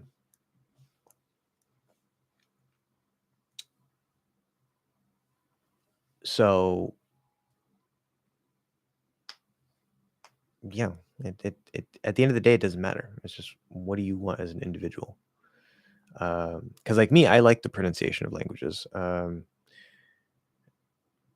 But I know from personal experience and working with many students, you get to a certain point where it's like, well, you're really solid. Like you'll sound very native like, but you wouldn't necessarily fool a native, right? It's like, wow, you sound really, really good. I like your sound, but there's just something a little bit off. And a lot of people get to that point where they're like 98%, 99%. And they're like, that last 1 to 2% is so much work. It's not worth it for me anymore. and they'll just be happy with that 98 to 99%. It could be very difficult to get to 100%. Now, I think mouth posture is going to help solve that problem, but that's not going to make it easy. It just might make it relatively a little easier to, But again, the law of diminishing returns: the closer you get to 100, naturally, the harder it gets. No matter if it's relatively easier or not, it's not going to be easy to get that 100%. So even for me, like, there might be some languages where I'm just like, I'm fine. Like Spanish. I chose Spanish as like the first language that I was really, really going to actually learn, like finally learn, more for like practical and economic reasons. And I figured it would be the relatively easiest one out of the ones I was interested in for an English learner or for an English speaker, especially to kind of like go through the process and figure out how to learn. Where like in Japanese, there's like so many extra things that I have to like juggle and worry about that would like muddy the process. And yeah, my Spanish pronunciation wouldn't fool a native, especially with my R's. That's partially because I didn't know about intonation when I was teaching myself. I didn't know about mouth posture. I didn't know about the breath difference, which is very, very subtle. Now I can go back and work on those things in the future. But because Spanish, like if I could choose out of the main languages I'm interested in, if I could choose one where I would just be like, let's say I know all of them, and I would just like, okay, you have to drop one of them. Spanish would probably be the one that I drop. Not that there's anything wrong with Spanish. I like Spanish. It's a great language. But compared to, say, Japanese or German or whatever, I'm much more interested in those and the sounds of those languages. So there's a chance that even though I might improve my Spanish in the future, I don't know if I'm ever going to actually put in the work necessary to sound exactly like a native, because I don't think I care that much in Spanish. I do want to get that R down because that can also be helpful in other languages too. But like I'm fine pretty much, not 100%, but I'm pretty fine with how I sound in Spanish. Like I'm okay with it. So it's a personal choice. Why do all the hunky Hollywood actors do that macho semi-whisper, by the way? Are they coached to do it? I have no idea. I didn't even notice that was a thing. And will we be seeing Miss Amber Heard in future Aquaman? I know, right? We've been discussing a lot. Degree that most of us aren't ear trained well enough yet to properly hear Abby for NM. I only started hearing it better recently. There's so many things you will understand that Josh says all the time until you're close or past the phase 2. Yeah, so Tony and I have a couple disagreements here and there, maybe on some details, but he's starting to there's many things that I've told him like from the beginning that over time he's like, hey, I've realized this, you were right. And then like a month later, hey, there's this other thing I realized, I'm starting to hear this, or I thought I heard it this way before, but actually you're right. It's just like nobody listens to me. Doesn't mean I'm always right, of course, but I seem to know what I'm talking about. So yeah, he's learning from experience that a lot of the things that I'm saying are accurate. I'm not just pulling this out of nowhere. People should put more pressure on the front line so we get it done faster. Yeah, probably can get phase 2 going.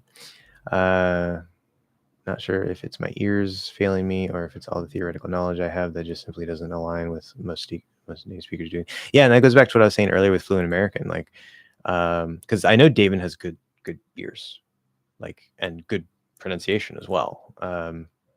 Very, very good, in fact. Almost perfect, in fact. But it could be a little bit with the ears. I mean, it's tricky to hear ab before N and M. It really is tricky. And as I said, there is variation. There is sort of a range going on there. It's not always pronounced as an a necessarily, but it's supposed to be an a, and it should be an a. So you are going to hear things that don't always match, this one exact thing because there's variation. But at the same time, right, the theoretical knowledge, the academic knowledge, um, that I think is one of the biggest problems in skill development, not just especially in the world of language learning, and most especially in English. But just in skill development in general, I've noticed this across the board, where it's not that the academic information is wrong, but which there are some things that I just flat out disagree with. But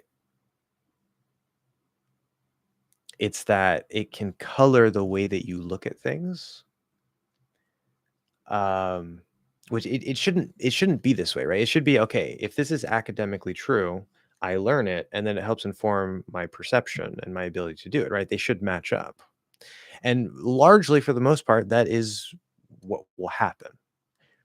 But the way that it tends to be described, or this or that, certain details, certain technicalities, when you steep yourself in the knowledge, remember, knowledge is not skill, knowledge is not the practical reality, it's a description, it's trying to describe what the reality is. And the way that we conceptualize things can actually have a direct impact on your perception of it. And so even if the academic information isn't necessarily wrong, maybe it's limited. Maybe it's only focused on, like, say in the case of American English, right? Most resources will focus just on that sort of like central, what is it? It's called the North Midland pronunciation. That's supposed to be the neutral accent. Even though, number one, the accent that you're usually taught by most teachers is not 100% natural. It sounds good, but it's not 100% native by any native speakers. And number two, most of the country speaks a neutral sounding accent, and there's more than one neutral sounding accent. And so what I'm teaching you is like, hey, there's an easier way to do this. Use the cot merger. There's an easier way to do that. Just say as a vowel. It works perfectly fine, but you don't get that information from most sources. And then in the case of like the cot merger, where like that's slowly becoming the American pronunciation. Um, it's been moving in that direction over time, over the last 40, 50 years. But it's still not taught for some reason. It's still taught as the unmerged version. And so sometimes the academic knowledge might be sort of caught in the past also. Um, so there are all kinds of little reasons why the academic or theoretical knowledge can actually get in the way of your skill development. And that's again why I say the language is alive and ready for you to perceive, right? It's ready for you to produce. It's ready for you to observe and interact with. It's a living thing. It's not found in some dusty old book with some antiquated grammar rule that you can't put a preposition at the end of a sentence when everybody does. Okay. This is the reality. And the more that you focus on perceiving the reality, there's nothing wrong with knowledge, but you should always have an emphasis on hearing what is actually happening. Okay. Because whether or not the knowledge is accurate or not, let's say the knowledge is perfectly fine and it directly translates to the skill. It causes no problems with the skill development. That's still just knowledge, and knowledge is not skill. You could completely not learn any knowledge ever, just pay close attention. And as I said, the language will teach you all of its secrets. It'll tell you everything you need to know. Now, some knowledge is very useful: grammar, pronunciation knowledge, right knowledge at the right time, certain details can help you learn faster, more easily. So I don't want to throw that out, throw the baby out with the bathwater. Um, but you should always emphasize the actual, real, living thing. Perceive it, produce it. Notice how natives speak, not how some book says that natives are supposed to speak or supposedly speak. Anyway, I need to cut that out too. So before 144.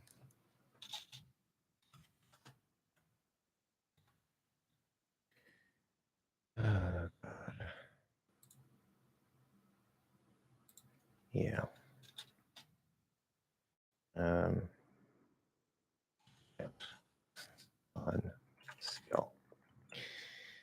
Alrighty. Let's see if I can catch up here. What is 118? Okay. If you're not doing phase 2 but can afford it, recommend it. Might take you months. I don't know where I'm closing it. Yeah. Also keep in mind, Tony is doing it the hard way. He's doing it mostly by himself, where most of the people I'm working with are having like regular or semi-regular classes with me. So the experience is going to be a bit different. But yeah, I mean, it's not going to happen overnight for sure. American culture is amazing, and you can preserve your culture too. Spanish food is awesome. Yeah.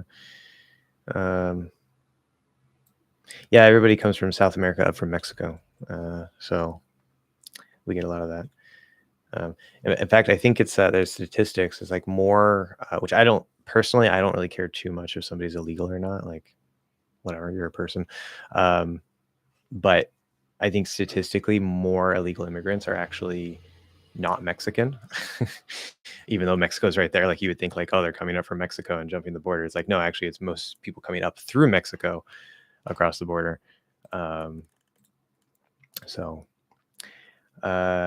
Which I'm not going to get political here, but some of that is our fault because we like to mess with the world. But anyway, I thought that you say it too much, or say it too, but in the movie they say it Montana.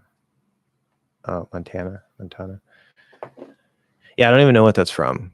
Like, I think that's a character from somewhere, but the way that most speakers would say that is Montana. Yeah, just like the name of the state, Montana. She also demonstrates using the same vowel of hat in hand near the end of the video. It sounds odd though.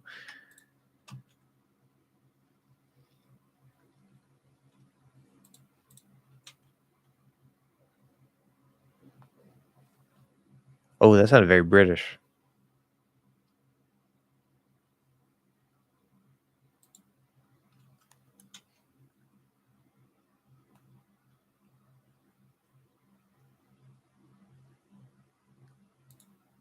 Interesting, yeah. So what she's trying to do there, so she's like you get, which it wasn't. I wouldn't say it's like a ah, right? It seems a little modified, but when she says hand, like to me, it sounds like she's now in a British accent. Hand, yeah, something like that. It does sound a bit odd, yeah. Anyway, ah is ah, exactly, yeah. Ah is ah, but it likes to be complicated. Welcome to the West Coast. Yeah. David is a freak. Well, that's rude.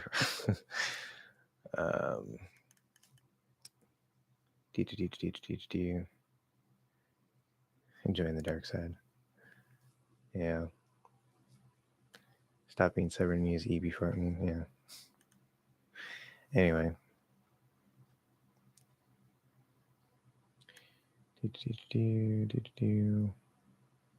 Words and stuff. Yeah. What's your favorite part of American culture? The part that's not American. The part that's American.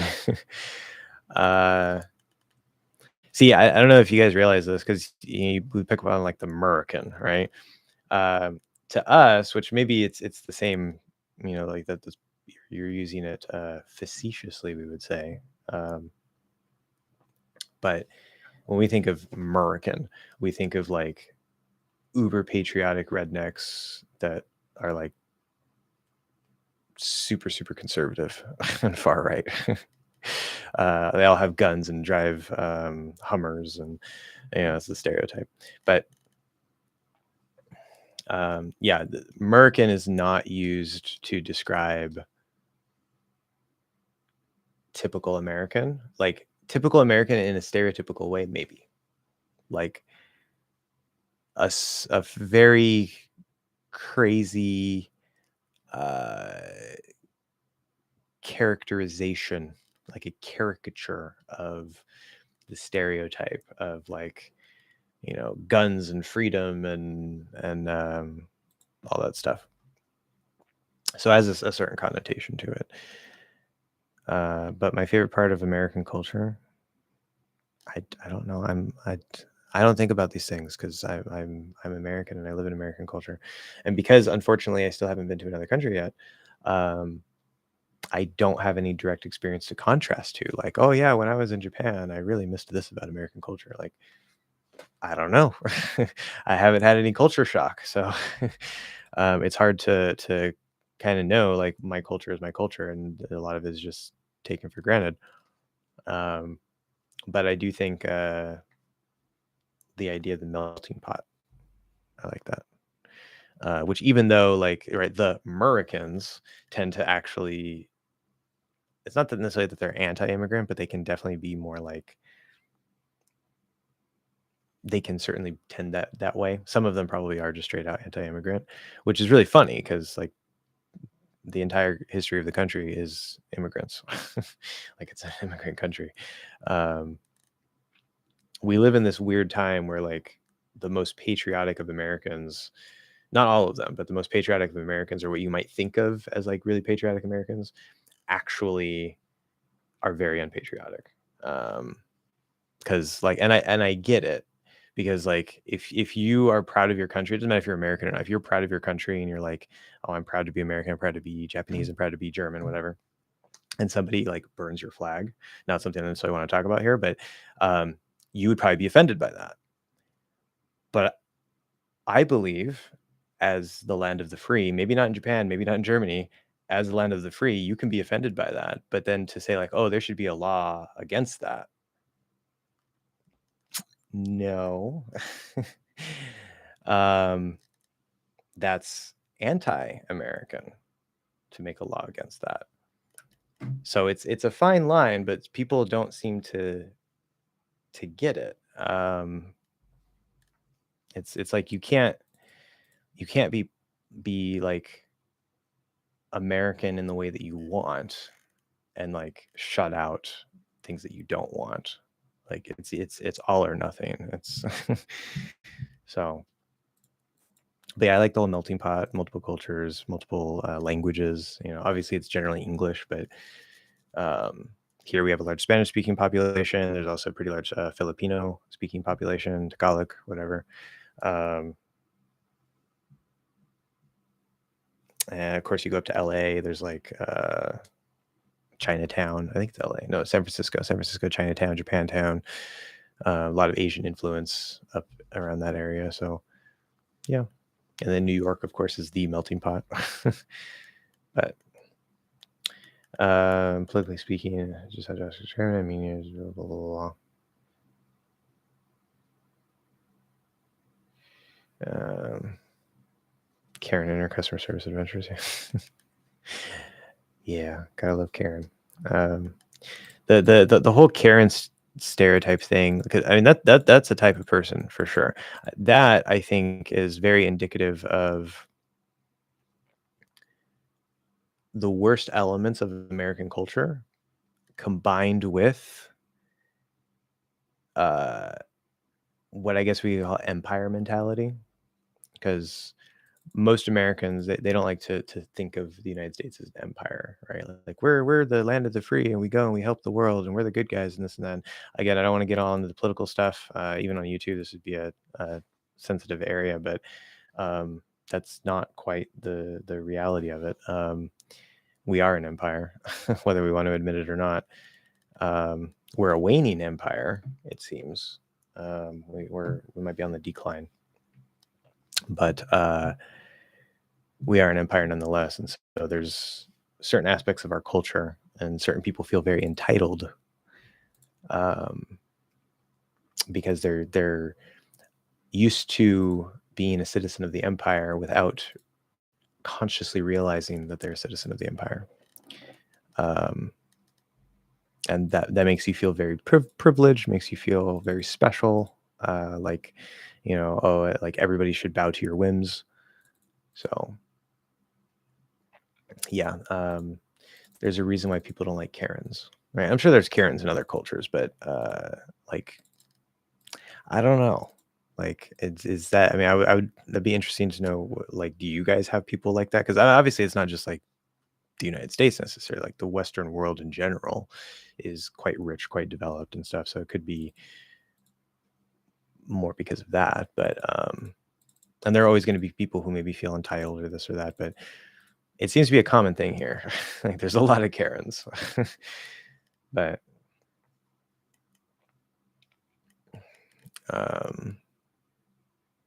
let me show that I don't care. Anyway, we're devolving into politics here, so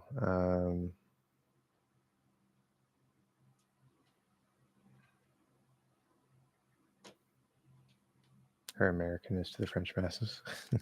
Emily in Paris. No, I haven't seen it. Sounds like an imposition of the empire onto an old empire. Can't afford Netflix and don't enjoy shows.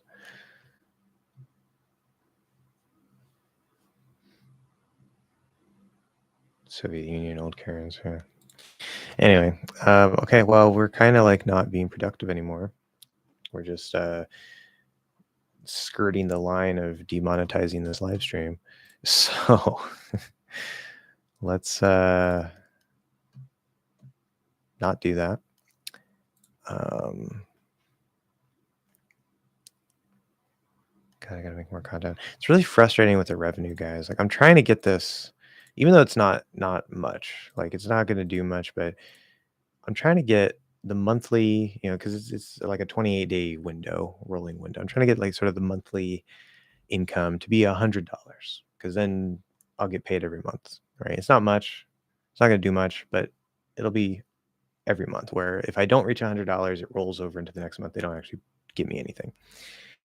I'm trying so hard to do that. I've been trying so hard to do that for the past like 2 months. And the view count has pretty much doubled almost from like 15,000 to almost 30,000 within a month period, rolling average. Watch time has increased by 300 hours. Subscribers, in the last month, I've gained roughly 1,000 new subscribers. And the revenue for this entire time has been roughly around $80. It hasn't increased. And I blame the economy for that. It's like I'm kind of like bumping up against the declining economy, and it's just canceling out. But it's so frustrating. Which, by the way, like 30 of that is from Tony, because he's paying the highest tier of $50, and YouTube takes a pretty big chunk of that, unfortunately, but that's fine. So like if Tony weren't a top tier subscriber, I mean, I have a few other channel members. I think I have 5 other members who are at the lower tiers, and I very much support and love every one of you. But Tony's paying the highest amount, and he's probably at least 30 of that 80. So if it weren't for him, it would only be at 50. And I'm just like at least hit 100 so I can get a monthly payout. It's so frustrating because I'm putting in all this work and doing all this stuff, and it's just like not moving, and all for change, just because I do have a bit of an update I could give you guys though on life plans related to content. Chatting stream, also I know birthday stream. No birthday stream. Who cares about my birthday? I don't even care about my birthday. I'm probably not even going to do anything for my birthday. I probably won't even remember it's my birthday. Like, I don't care. Once I turned 18, I stopped caring. I usually go over to like my grandma's house or whatever, and or we'll like go out to eat, and I appreciate that because it's my mom's birthday, we do something. It's my grandpa's birthday, we do something. So it's just a thing, but like I don't personally celebrate it. I don't care. Got to be $100, yeah. $100 Andy. I don't even know what that is. Are we at almost at 300,000? Yeah. So there's just so many views coming in, so many subscribers. We've doubled the daily subscriber rate. Actually, I think a little more than doubled,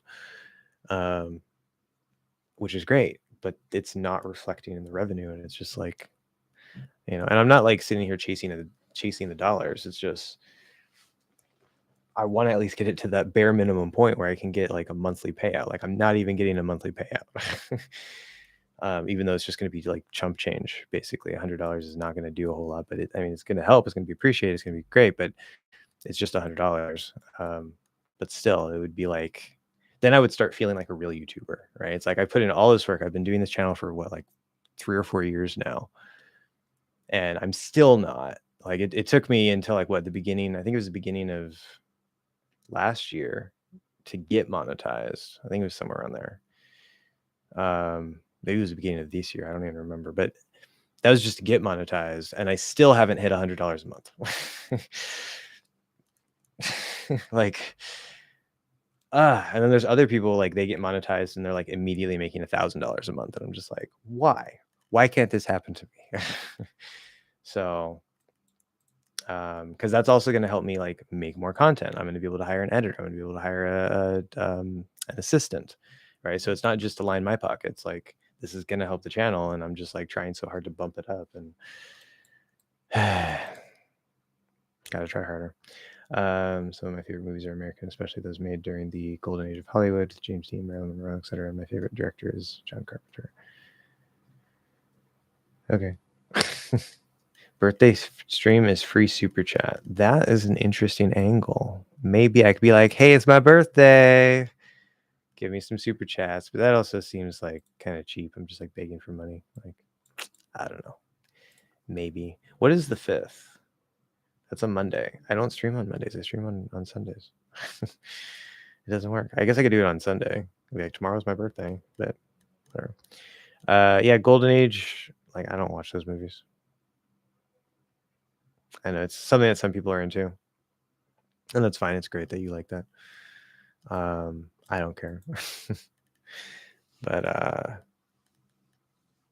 don't even know who John Carpenter is. I know I've heard the name, but like if somebody said John Carpenter, I'd be like, I have no idea who that is. I have no idea what he's related to. Like I didn't know he was related to this.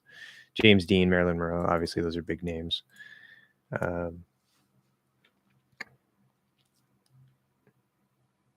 Yeah.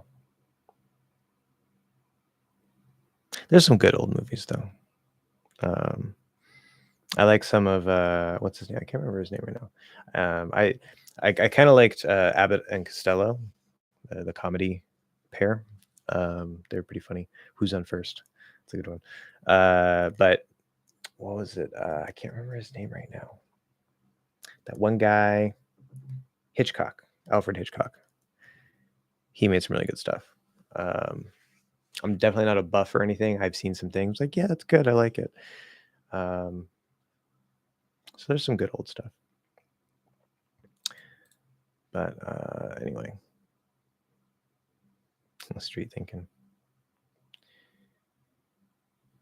In fall last year. Was it fall last year? Oh yeah, because I'm thinking, because I know I hit, you have to have the 1,000 subscribers and then the 4,000 hours of watch time. And I forget if it was like when I hit both of those or when I just hit one of those. I know one of those was at the beginning of a year. I think it was the beginning of last year. I hit 1,000, maybe, which is kind of crazy because like now I'm already like 6 times that. Definitely gaining speed. It's very slowly gaining speed, but it's the more it's going, it's getting more and more very slowly over time. YouTube censored this. That's hilarious. Probably because it says giveaway. They're like, that's potential spam.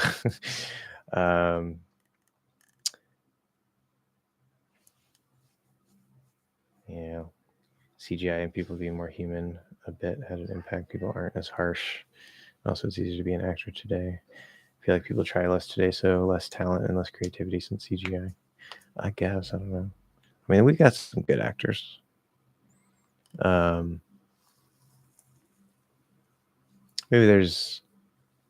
there aren't as many actors of that caliber, right?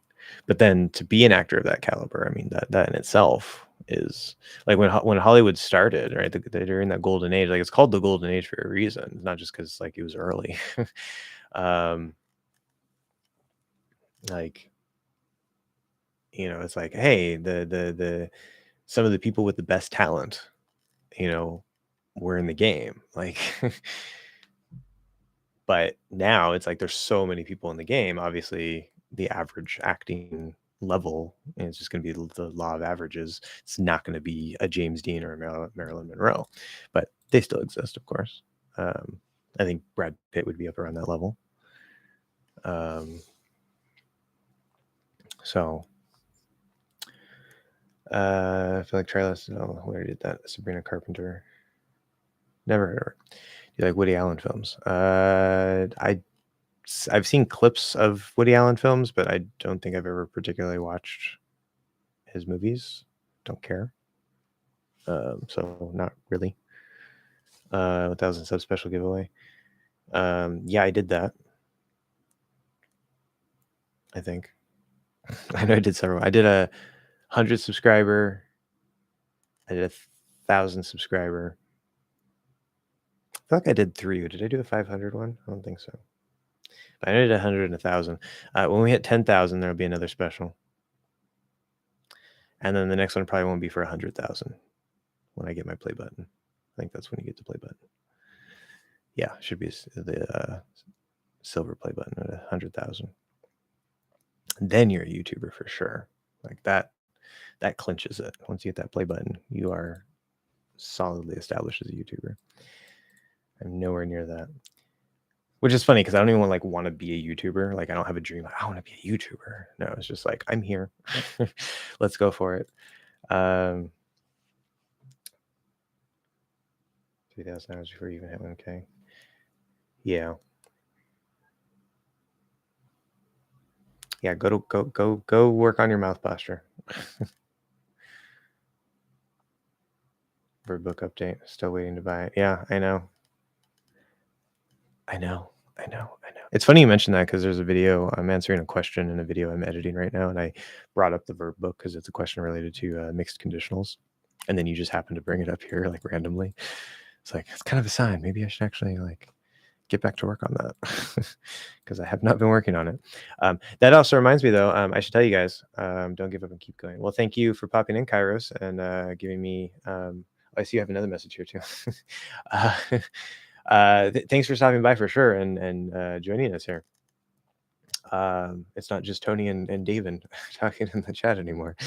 I already told you before in one comment you are going to be big. The most important thing to become a big YouTuber is to have quality content, something you already have. Don't give up and keep going. Yes, thank you very much. Thank you very much for the kind words. I think for me, the quality, I think of a lot of videos, especially my earlier videos. Obviously, the earlier videos are going to suck. Like everybody's earlier videos suck unless you already had experience making content before you started the channel, which I did not. But I'm always my worst critic. Why do we do that? Sometimes we like to add like a random T or D at the end of things. I'm my own worst critic. Like no matter what I do, like I know I'm good at writing, and yet I'm very unconfident in my writing. So if you say I have quality content, I'm going to believe you, but I do think that it could always be better. I do try my best with my limited skills and how much I hate editing. I do try to do my best. It's going to be even better once I get an editor, but we need more revenue. Become a channel member if you want, if you can. It'll help me reach my goals faster of getting an editor, getting an assistant, giving David a job. Poor David needs a job. Okay. And once I hit a certain amount, I'm going to hire David as an assistant. It's already decided. As long as David still wants it, David will be the assistant. So if you want to give David a job, become a YouTube member or give me super chats or do something so that the channel will be making more money and I can give some of that money to David. See, this isn't for me. This is for David. I feel like I just use David as like a poster child for like starving kids in Africa. Like, give David a job. Anyway. Yeah, so I could sort of give you guys a I want to catch up here. Stop typing, Tony. Go do your mouth posture. Knowing your real name, it feels weird calling you Tony. It's like I'm calling you somebody that you're not. Josh is asking to be a big channel. Transparency, honesty No BS professional, list goes on, I guess. I mean, I just figure while I'm here, like the bigger I am, the more people I'm probably going to reach, which is good. Obviously, like, yeah, I want to make income from it. Like, I'm not, even though I give everything away for free pretty much, that's part of my strategy. I'm not here, to do it for free forever. Like, if I can get, AdSense or whatever, community memberships, things like that, that's going to help me. That's going to help the channel. But my main goal is to help as many people as possible. And the bigger the channel is, the more I can do that. So yeah, it would be nice. It would be very cool to have a play button though. Like, I'm not going to lie. It's not something like I'm like, oh, I really want a play button, but it's like while I'm here, while I'm doing this, it's like, yeah, I want a play button. I might as well go for it. It'd be a nice little icing on the cake. Give me a play button. Of course, hopefully my second channel, which is related to my news, will also have a play button. That's a channel that I would really want a play button on. Like that's one where it's like, I want to be a YouTuber.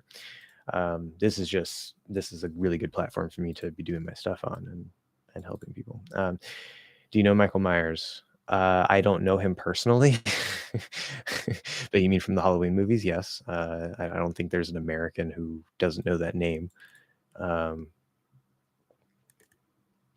a man of culture. Halloween culture, yes. Yeah, my one of my roommates is like obsessed with Halloween. It's like her favorite holiday aside from Christmas, maybe. And every year she just like, it's always the same. She'll put on like old Disney Halloween movies and Michael Myers movies, just like all kinds of like creepy movies and stuff, and she decorates and does all this stuff, and it's like, okay, whatever. So like every year it's on. I don't sit and watch it, but I'll see it. Yeah. Got to fully master my American side. Josh is improving like on drugs, I guess. God, we're so going to get demonetized in this live stream. Even though it's not intentional, but I think it's going to happen. Become the editor and David assistant. Yeah, maybe. I don't know. I mean, I plan to hire VidChops for the editing service, but maybe. It's a possibility.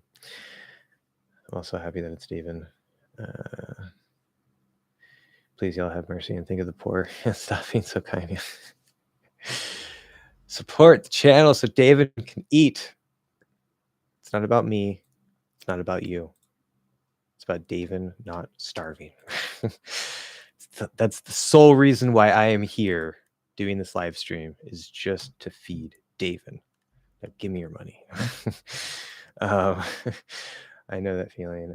You see your own videos, cringe to yourself, and think you could do better. But man, I can tell you your videos are good and pretty helpful, which is the most important thing. Perfect. Good. Yeah, feedback like that always helps. I'm going to take your word for it. Because you're not the only person who says that, so I must be doing something right. Although apparently some people don't like some of my shorts content. But there's a strategy to that too. So part of the strategy, you're just a nice human being, I guess. Yeah. Well, I mean, I'm just being me. I am.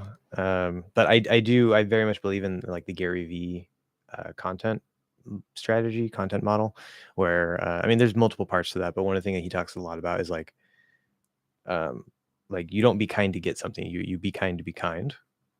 And like if you get stuff out of it, it's because you were genuinely kind. Like so, because like most people, they're like, oh well, I'm going to be kind so that people give me stuff, and it's like that just feels too fake to me.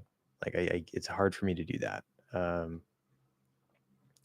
So it's like I'm not gonna lie and say like, "Oh, I'm just here for altruistic reasons," and like, I'm not trying to like make a living out of this or make any money off of this. Like, obviously, I am. Like, I can't do this for like I would not be putting in like so many hours, especially recently, like making all this content just because, hey, I'm trying to help the world all for free because I'm such a nice guy. Like, no, I don't think anybody's that nice. Like, that person doesn't exist. Not even the Dalai Lama. Um, but and speaking of the Dalai Lama, right? Even the Dalai Lama said like there's what you could call selfish altruism, which I agree with the Dalai Lama that altruism is a real thing, like pure selflessness. It does exist, um, but if nothing else, you can always be selfishly altruistic, where it's sort of a win-win. It's like which this is partially what I'm doing, but not entirely what I'm doing. Where it's you could look at it this way, and I don't care. It's fine.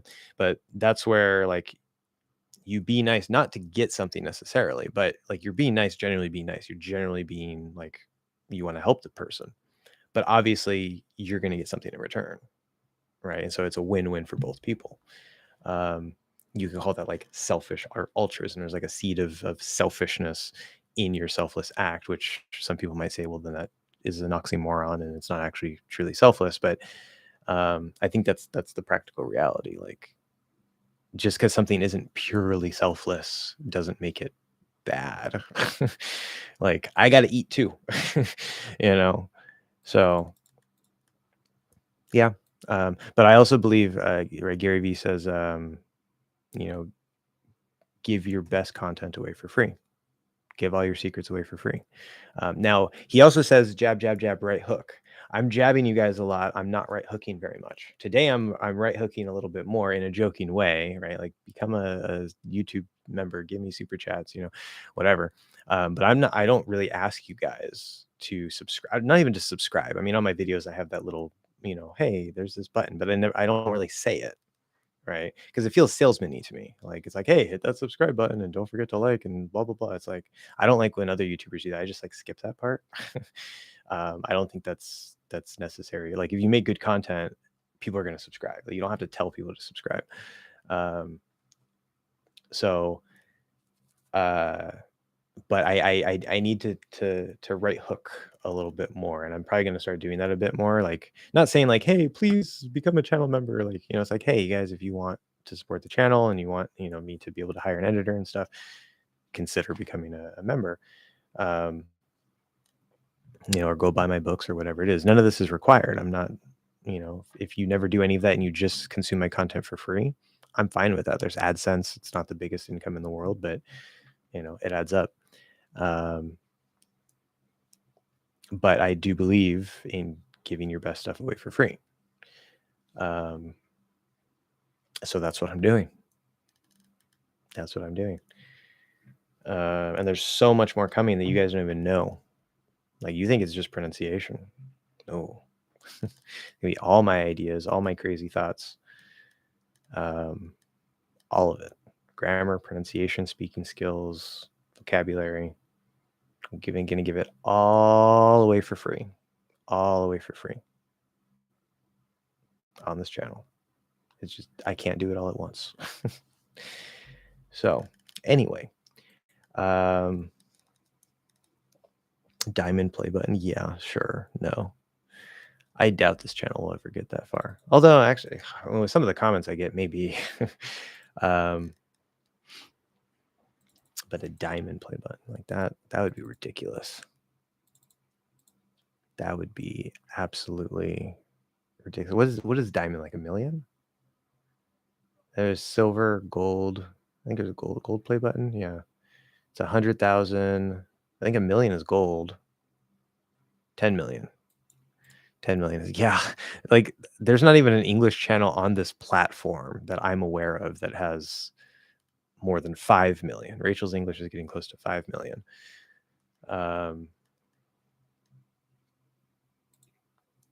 So I don't know. There are more people coming online.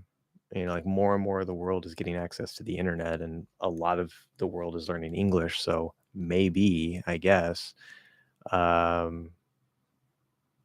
she's Yes, opinions. We all have our opinions. It's fine. I think Rachel does a good job.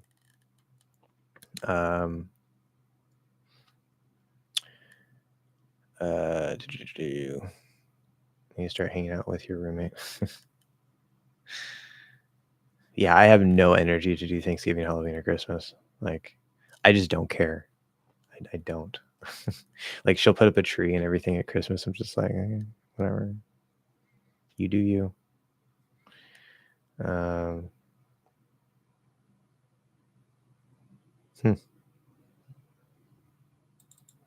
Alrighty.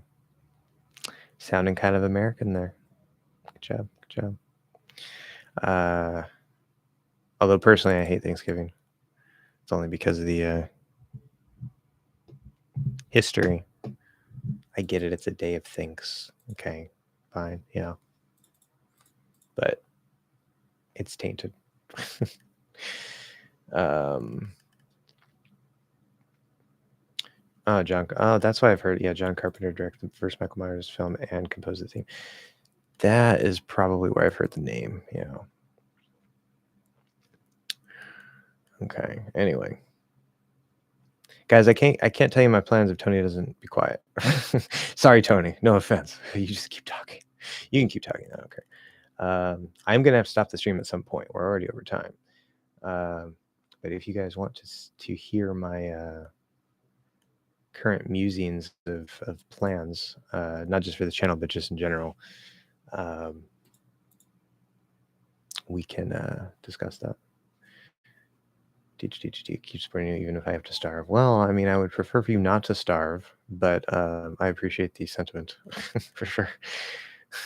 Short supporters if you get the 200 IQ joke. 200. No, I don't. Life is a trade. You give, you take. Yeah. I like you give, you get, rather than you give, you take. I think it's a bit better. I've been getting jabbed nonstop with phase 2. Yeah. It's addictive. Quality content gives watch time, which is one of the most important things for the algorithm. Yes, that is true.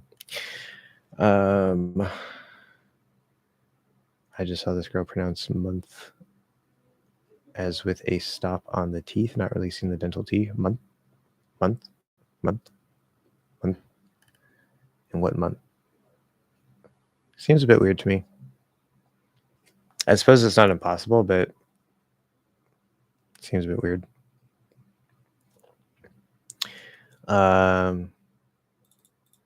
If it's a young girl in particular, we know that young girls tend to talk a bit odd compared to a lot of like the average population. I think that's a tendency. So maybe that's why. I don't know.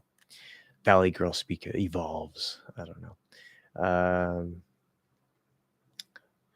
Like and comments don't matter a lot for the algorithm. Subscribers neither. Please subscribe just for a big number. Well, yes and no. I mean, the subscribers don't really matter all that much for sure. That's kind of just like, it's just sort of like it's a I can't even think of the word. I want to say token, but it's there's like a marker. Like, oh, okay, this many people follow you. Okay, great. Likes and comments, the quality content that's engaging and provides value in some way, whether it's entertainment, education, whatever, that is definitely the game. But the likes and comments do matter. In fact, if you thumb up a video, right, this is a little secret for you if you don't know. If you thumb up a video, it will tell the algorithm you want more of that type of content, right? So it's more likely to recommend something similar either from that creator or from that topic. If you thumbs down, it tells the algorithm you want to see less either from that creator or from that type of topic. But that's not all, right? So it's personalized to you, gives the algorithm feedback for you personally. But either way is engagement, and the algorithm likes engagement, which watch time is the best form of engagement because they want to keep people watching. But a thumbs up or a thumbs down is also engagement. And it shows, it tells the whether you like it or you hate it, the content got you to interact with it, not just simply watch it. And so the algorithm says, even if it's a thumbs down, that's a good sign. I need to recommend, it's not going to recommend it to you, but it's going to recommend it to more people because it got engagement, right? A lot of people think like, oh, if I thumbs down, it's going to show it to less people. No, it's the opposite. And then the comments also. Comments are actually super, super, super big. In fact, my videos that which I don't get like a ton of, I don't have any videos with like hundreds of comments on it yet, but the videos, especially in the short term, that get more comments tend to perform better than the ones that get fewer comments. Uh, at least in the short term, if nothing else. So it's another form of engagement that tells the algorithm, hey, people are willing to take the time to actually go to the comment section and type something, whether it's to say something good, to say something bad. This content got them to interact and stay on the platform, right? Now, the worst thing that you can possibly do, which I still do it, I try not to, but it's just an easy habit. If you say you're watching one of my videos, and let's say you're done, right? Like you have to go to work, you have to go to school, whatever it is. And so what you do is you close the browser or you close the tab while that video is still, like that page is still loaded. That is one of the biggest signs, as far as I understand, to the algorithm that you don't want to see that content anymore and that content should not be recommended, because that's the opposite of engagement. You not only are you not engaging, as far as the algorithm knows, you hated that content so much that it caused you to leave YouTube. And that's the one thing that the algorithm wants to avoid. So the worst thing that you can do is to close the browser or close the tab while you're on one of my videos, whether it's playing or not. So if you like click the YouTube icon to go back to the main YouTube homepage and then exit, which I'm not asking you to do that, but that would not cause that to happen. But as I said, I do it anyway too. I X out of things all the time. So it is what it is. In the long run, it's not going to be a big deal. But my understanding is that is a negative impact in the short term. Comments are for engaging with your community, something that you do, right? Yeah, well, it is for that, but it does also tell the algorithm that interesting what you say about like dislike. Yeah. So it's all about engagement. The algorithm wants engagement. It wants to give you things that you will engage with, preferably that you like, so that you'll watch it more. Because if you don't like it, you're probably going to stop watching at some point. But as long as you engage with it, the algorithm is like, okay, right? Now, if you dislike it, sure, I'll show you something else. But you engaged with it, so I'm going to send it to more people who might also engage with it, even if that's in a negative way. So I really like it because people complain about like, oh, the algorithm is rigged and this and that, and it's like, no, you need to make content that people want to watch. You need to provide value. As long as you do that, you will succeed. It might take you a year. It might take you 10 years. You will succeed. The algorithm is very meritocratic. If you're not providing value, you might think you're providing value, but the market is never wrong. So if you're not actually providing value to enough people, you're not going to succeed. And then you're going to blame the algorithm. The algorithm isn't the problem. You're the problem. So, and that's just how life is. It's not just here on YouTube. Like that's life in general. More often than not, you're the problem. Yeah, the system can be messed up. Yeah, this and that, whatever. There's other factors. But at the end of the day, you're most likely the problem. So, and either way, you got to work with what you have. So, why complain? Not you doing Rach like that. Yeah. Yeah, we like Rachel here. We don't agree with everything Rachel says, but she deserves the subscribers that she has, I think.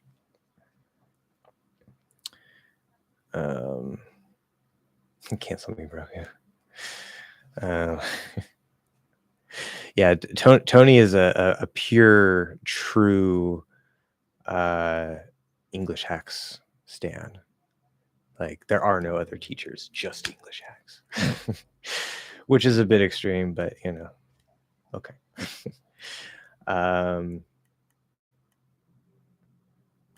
way not to say it. Hey man, there are vegan options for everything now, so that's not a problem.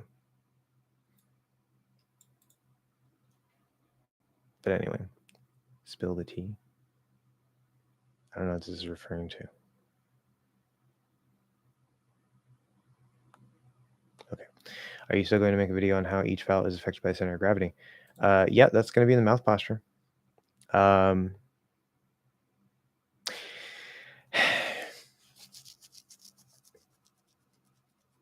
It's not going to be what I could probably do is by the time I finish all of that content, I can stitch together like a mega masterclass lesson version. But the way that the course is set up right now is there's groups. So phase 2 is divided into. It's very loud and annoying. It's my annoying neighbor, probably. Phase 2 is divided into groups of sounds, right? So group 1 has e, a, so the 4 front vowels plus ah. That's how it's currently set up. It doesn't have to be that way. And then you have the consonants t, d, n, k, g, n, with an emphasis on the t and the d, or t, not t, the t and the k. And it's just a pure clear sound because like the weak versions or the flapping, the stopping. The flapping is sort of a special case that needs to be addressed at some point, but the weak and the stops, those will, for the most part, kind of take care of themselves if you can get the nice, good, clear, strong version. So that's what we focus on. There's going to be a point in the course where I focus a bit more on like some of those other details, but at the beginning, it's like you're always just going to say t, even if it's at the end, like eat. You can push out a t. But anyway, that's group 1. So when I make the content, which is probably going to stay this way because I don't see a good reason to change it, the next mouth posture lesson that's actually moving on, because I'm going to make like 1 or 2 lessons adding to phase 0 and phase 1 with some of the newer things that I've realized that are going to be really useful for you guys. But the actual next lesson after phase 1 that goes into phase 2, there's going to be like phase 2 group 1. There's going to be like a whole lesson just for like phase 2 group 1, and it's going to cover those sounds. It's going to talk about how the posture goes into the e, the he, the eh, but that's not going to cover like ooh, whatever. There's going to be a group 2, right? And then we're going to cover those sounds. And then when I finish all the groups and all the sounds, I could possibly maybe make sort of a master class with all of that, just like one big lesson that would be super long, and or maybe like cut out the vowel parts and make like a master class for the vowels only, so that you have all that in one place for reference or whatever. So I'll probably do something like that, but it's going to be piecemeal at first based on the groups. But it is coming. It is coming. Yes, I know you guys are waiting for it. It's getting closer and closer.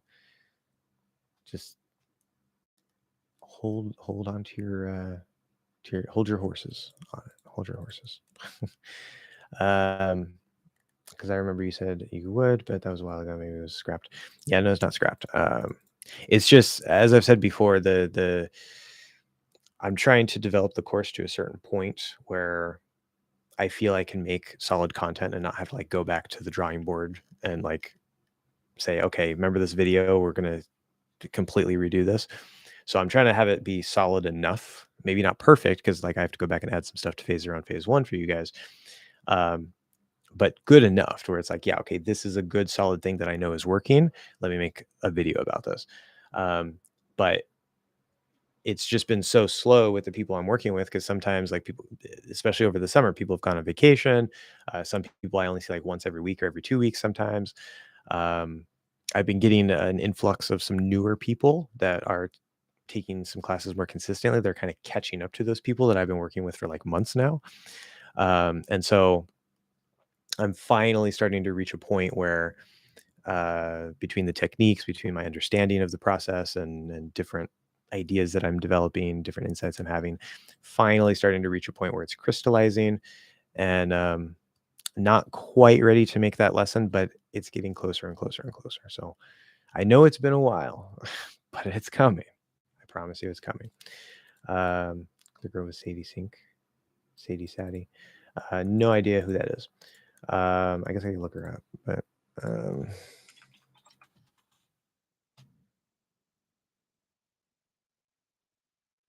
let's see.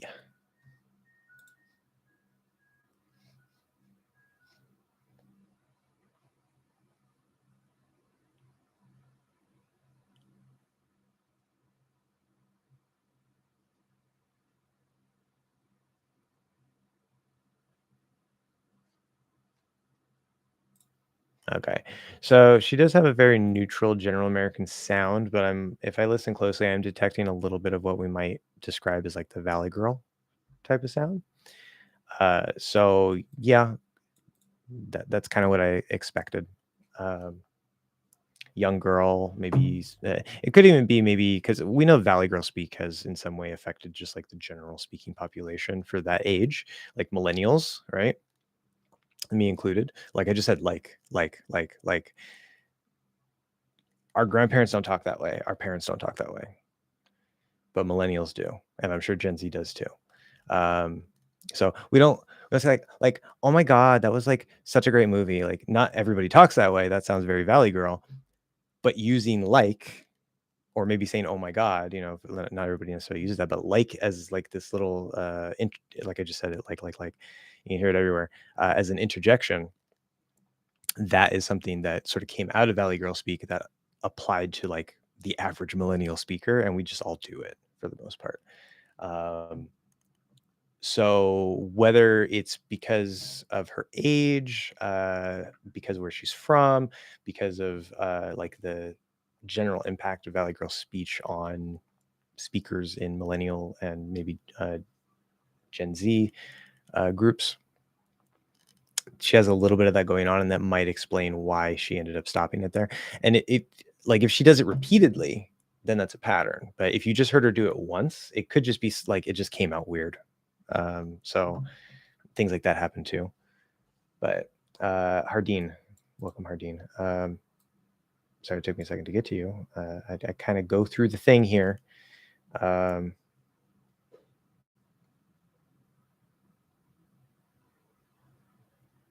God, you're really pushing the line here.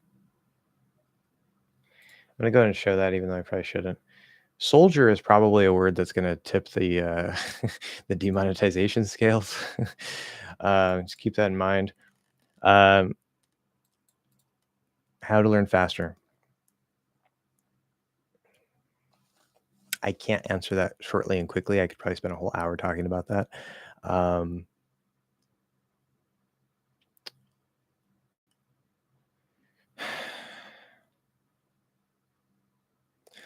one of the biggest hacks to improve your overall skills is to improve your pronunciation, especially your perception of pronunciation, but also your actual spoken pronunciation, because that unlocks the entire spoken language, which will also indirectly impact your reading and writing skills. Um, that's not necessarily fast, but in the long run, it will have an impact on how quickly and relatively easily you might learn the language overall. Like if you can't say like if you spend 5 years learning English and you still can't hear the difference between e and eh, like your progress is obviously going to be very very slow. Where if straight from day one you learn how to hear the difference between e and eh, well, you're going to learn a lot faster. You're going to be able to perceive things. You're going to be able to hear things better. So even if it's just training your ears, that would be like one of the single biggest tips. Do ear training, maybe some pronunciation training. Um, that's going to help you a lot. Uh, Other than that, there are certain techniques. I'm going to recommend you a book. I'm going to sort of pawn this off on the book called The Talent Code. The Talent Code by Dan Quayle, I want to say, something like that. Go read the book. He talks a lot about how to learn things. It's not even about learning things quickly necessarily, but it's about sort of very deeply learning things, which happens to make things faster in the long run. Um, and that's actually a lot of what the mouth posture course is based around in as it relates to the language as a whole. Um, but he talks about techniques like go slow to go fast, right? The faster you try to learn something, number one, the faster you're going to forget it. But number two, the less control you have. Now that doesn't mean you can't learn quickly, right? The more that you do something, the faster you're going to learn. So like Benny Lewis, fluent in 3 months. A lot of people think, oh, it's a scam. He's a liar. This, that. No, he's demonstrated it uh, several, many times. It's legitimate, but he even says the faster you learn it, the faster you'll lose it. Okay, so you can develop any skill in a relatively short period of time, like say 3 months or so, 3 to 6 months. Some people have even done it shorter than that, but it requires a very high level of intensity, high level of energy, high level of it's a higher level of stress, um, and you have to sort of use the right techniques. Like if you're trying to improve your speaking skills and you're spending half your time reading, there's nothing wrong with reading, but you're not going to improve your speaking skills as fast because you're spending half your time reading, right? Um, so but then the go slow to go fast thing, um, that is sort of with the physical development of skills, like in terms of pronunciation. So if you're trying to say and you just always say it quickly, like maybe it sounds kind of okay. But if I actually say, hey, just give me the sound, like, can you isolate it? And you say like you don't have control over that. Now, if you have better control, it's actually going to improve your pronunciation. Um, it's sort of a lame, stupid example, but I'm just trying to like shoot some things at you here. Go check out the talent code. It's going to provide some useful, interesting information, if nothing else. I'll probably make videos at some point about like how to learn more quickly, how to learn more deeply, how to learn more efficiently. If not on this channel, then on my second channel for sure. That's actually going to be a large focus of my second channel. I like all your videos and often comment as well to spur you in any way since I can't pay you. That's perfectly fine. Yeah, that always helps. Watching the videos, commenting, liking, that helps. You know, probably more than anything. Direct support is great, but um, obviously there's the AdSense, right? So the more videos that you watch, especially all the way to the end, where there's like an ad in the beginning, ad at the end, um, you know, that's going to help. But you're never required to directly support the channel monetarily. That's fine. I'm broke. Yeah, I've been there. I technically am there right now, even though I'm making more money than I was before. But I'm kind of behind on some things. But for most of my life, I was pretty much constantly broke. I would like borrow money from people and stuff. Like, it's not fun to not have money. So I completely understand that, and that's one reason why, like, I'm just happy if you guys are engaging with the content, watching the content. That's perfectly fine. Interesting what you say about like, okay, when I find one of your videos, I like it. When I find, right, so like whenever this happens, that happens. So when I find one of your videos, I like it. I decided to check your channel. Unless it's both past. If when I found one of your videos, I liked it, then that would make sense. I decided to check your channel, and since then I've been here. Yes, so it'd probably be liked.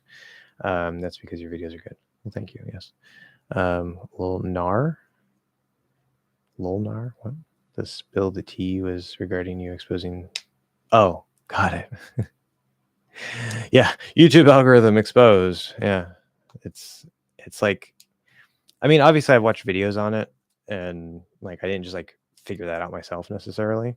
I don't go that deep into my analytics because I have other things to do.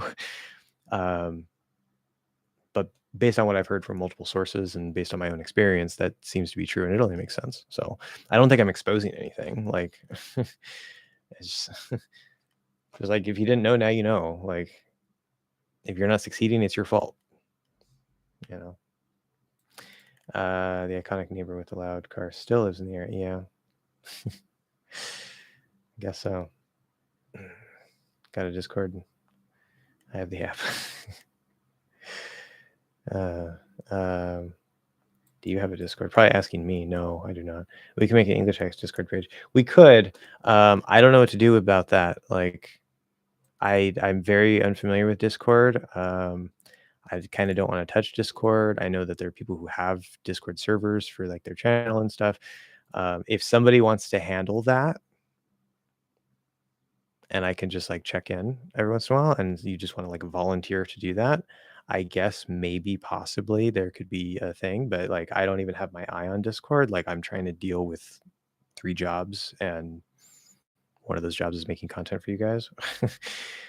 um on YouTube, trying to also cross post to Facebook and TikTok sometimes and make a podcast version, and not even succeeding at that.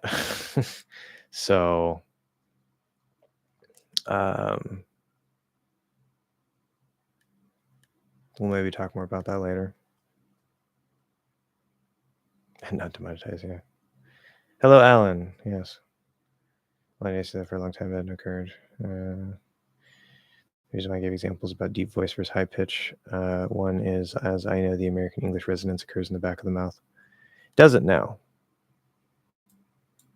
Doesn't now. There's the thing about resonance. My perspective on resonance is that generally you shouldn't care. Okay. Is it a thing? Is it a factor? Yes. Yes, it is. If your mouth posture, if your vocal tract posture is right, it is very unlikely that you'll have any resonance issues.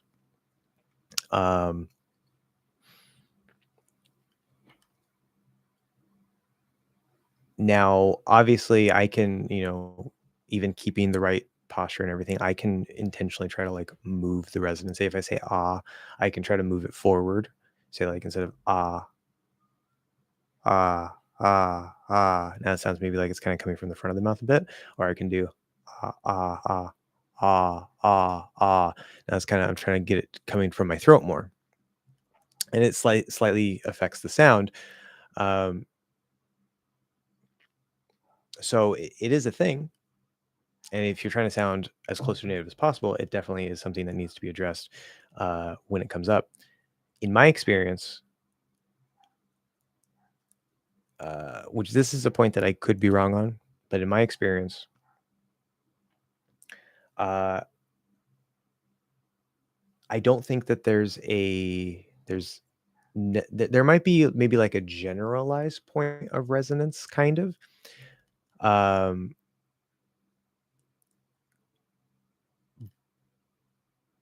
But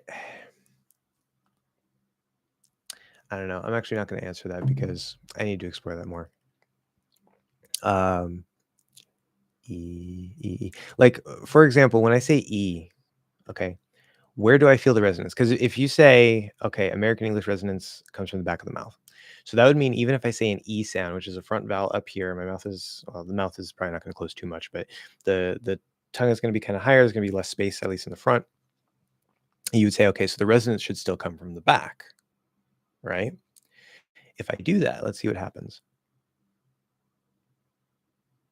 E, E, E, E. Sounds a little weird. Sounds a little weird if I try to do the resonance from back here. Instead, if I just say E, E, E, where do I feel the vibration? Up here. It's a little bit up into my nose, but it's like up in the front part of my mouth. Not even down here, just like, ah, okay? Because that's where the sound is placed. Now, maybe compared to another language, there's some, like maybe there's a core resonance in the back or kind of like partially like back middle, somewhere around there that maybe in another language isn't there, and that helps affect the sound difference between E's in different languages. Maybe there could be something going on like that. But all I know is that if I try to do E, I don't feel the resonance coming from back here. Okay. So if you heard from another teacher, from another resource, that American English resonance occurs in the back of the mouth, I can already tell you that, if nothing else, that is not entirely true. Maybe it's partially true, but it's definitely not entirely true.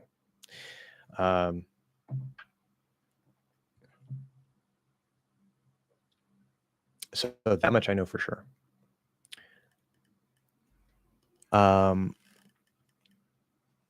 Yeah, it's a tough point. I need to explore it a bit more before I sort of lay everything out for that. My approach to resonance is, if you're trying to do a particular sound, okay? If you're trying to do a particular sound and the resonance is off, so if you're like trying to do E and it sounds like it's coming from your throat, you need to address that for that sound.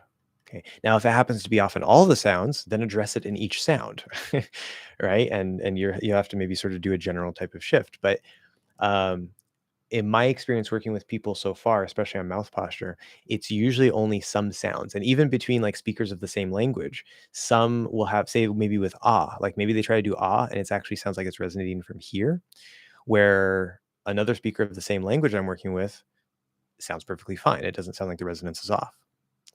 Um, so uh, I approach resonance on a sound by sound basis. Um, there might be some cases where it needs to be applied to like overall. Like, I mean, if you speak a very, very nasally language, like an Asian language that's just like always through the nose almost, that is like a resonance shift that needs to happen throughout pretty much everything, probably. But that's sort of a special extreme case where like you're always talking up through your nose, right? And there are some languages like that, but I don't think that's like the majority of languages, right? So you probably won't have that problem. Now, if you do speak a language like that, then yeah, you're going to have to shift out of your nose and more into your mouth. But that doesn't mean that every single sound is going to come from the back of the mouth. Okay. So, sound by sound basis. Yeah. Code switching is a thing in formal settings around older people. Otherwise, we roll normal, both Gen Z and millennials. Yeah, there's always code switching. For those of you who don't know, code switching, that's a linguistic term. It's usually actually used between languages or like for bilinguals, or you'll like mix the languages, like me gusta the beer, something like that. I like the beer. That was so American sounding, me gusta. Yeah. Anyway, but yeah, it can also happen between registers. I don't know if that's, since you bring it up, I assume that's formally part of the application, but I don't know if that's actually part of that, but I see how it can apply. Oh, she did it again in the same video. She said month like that again. So then that's probably a pattern for her speech. Definitely, I would just ignore it. You definitely don't have to do that. um, in fact, one of the reasons I have accent is because I've been subvocalizing English for a long time while reading. Yeah. Yeah. And this is a good point. I'm glad you mentioned this. Timestamp 251. God, I am so over time.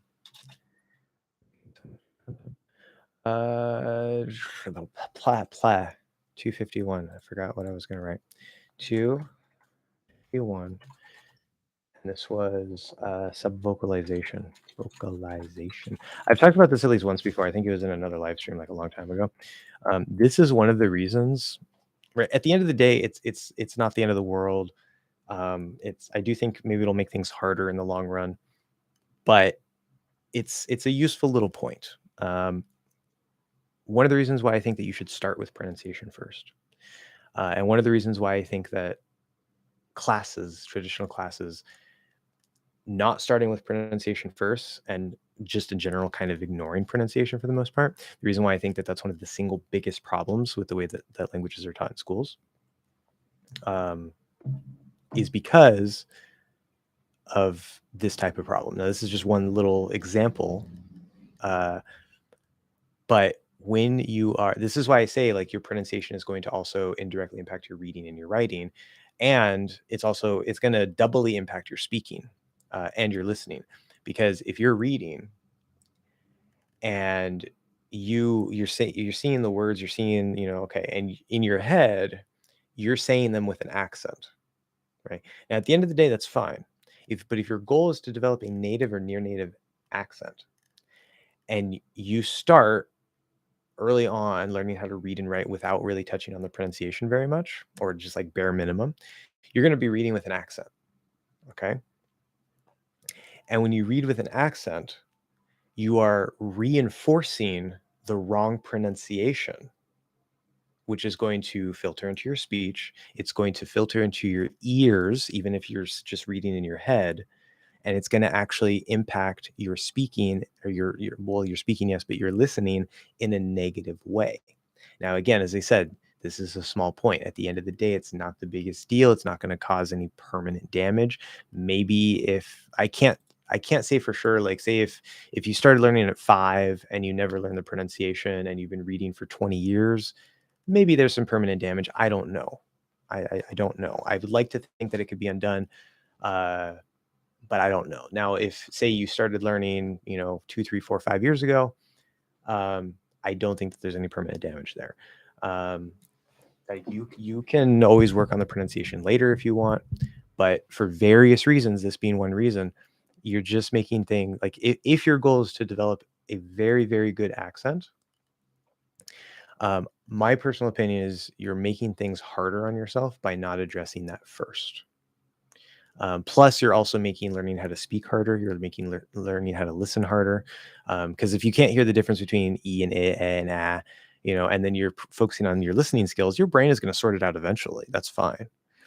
But if you give your brain the right food, like, hey, here's the difference between these two sounds.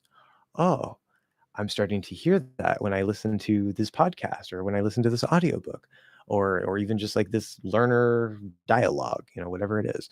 I'm starting to actually hear the sounds. I can actually notice, oh, this is seat, this is sit. Now I can understand more. I get my because maybe seat is one, sit is another. And when you can start hearing the difference, right, you're actually going to understand what's being said in general, not just like, well, I think it's one of those two. I know it's about seating or sitting or something like that, right? So it has this sort of focus on pronunciation first has this branching effect throughout the entire rest of the language, especially for your listening skills. If for nothing else, that's like a super big reason to do it. And that doesn't mean you have to necessarily develop the right pronunciation right away. And it's a process. You shouldn't like try to master pronunciation before doing anything else, but you should start there. That should be your first contact. And you should definitely emphasize the ear training, if nothing else. So yeah, I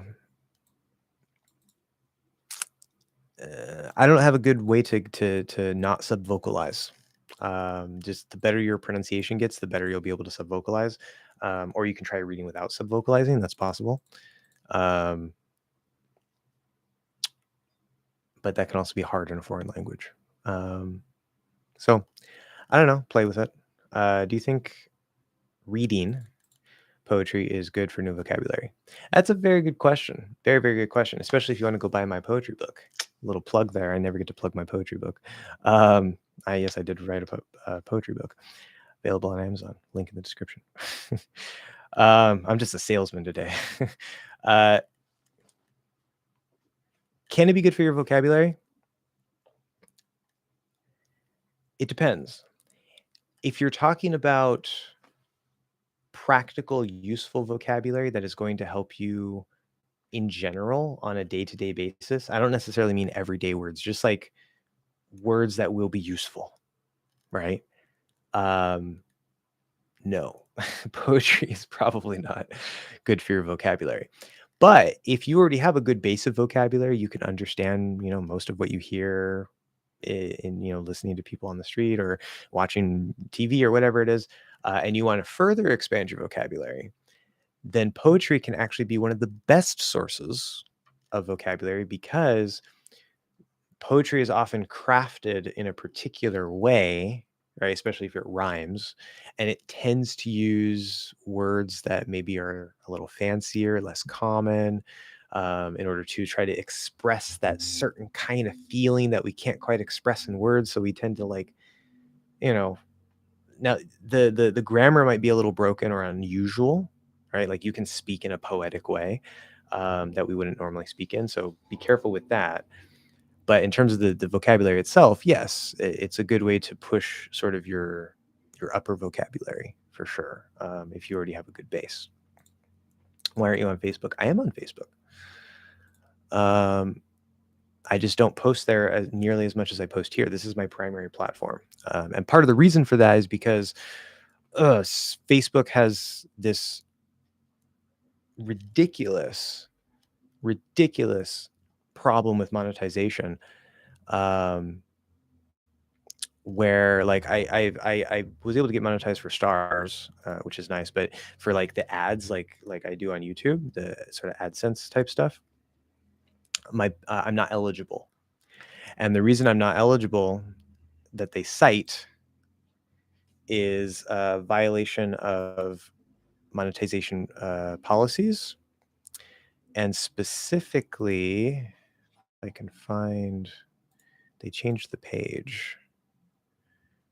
I think they're getting clever with this. Home. It says I'm not eligible for in-stream ads because it says English hacks posted unoriginal content. Now, I'm assuming that means because I posted it on YouTube and then I reposted it on Facebook, but I don't think that should count. Like, I don't think that's actually a thing. That's the only reason why I can think that it does that, or why it says that. But the content is for me because it also says the rights holders may monetize the content or something like that. I'm the rights holder. I made the content. It's my page. It's my stuff. It just also happens to be posted on YouTube.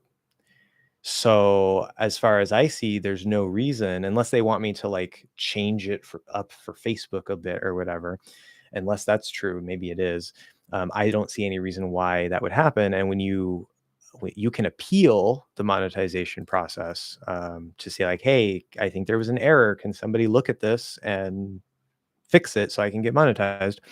There's a button you can push to appeal, but then somebody at Facebook headquarters will receive your request and make a decision on your case. You can't contact anybody, you can't talk to anybody, you can't explain anything. You just push the button, they'll deny you.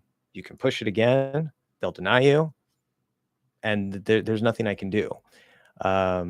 It's ridiculous, and other people have reported this problem too. And I mean, I already don't like Facebook, like just as a platform in general. I've never really liked Facebook. I never wanted to have a Facebook even from the beginning, but my friend in high school wanted me to make one back in, what was that, 2007, 2008? I guess it had to be 2007. I might have been just graduated. But anyway, but I do have an English Hacks page. I don't know where can I get the link for that? Is there a link? Go to my page. Where's my page? Go to Facebook. This is me. I want to switch to my page. Go to. I hate Facebook. I swear. Go to my page.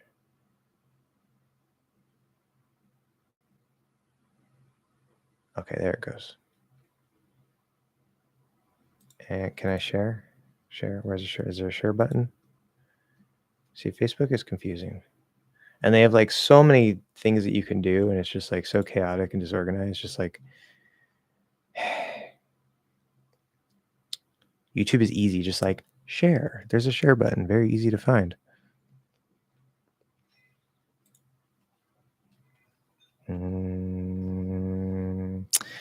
Maybe I can copy and paste this. Work though, because I'm logged in.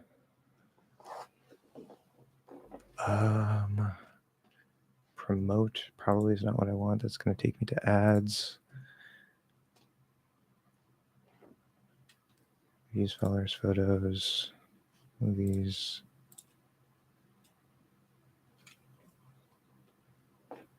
Okay, well, I think I can link a video.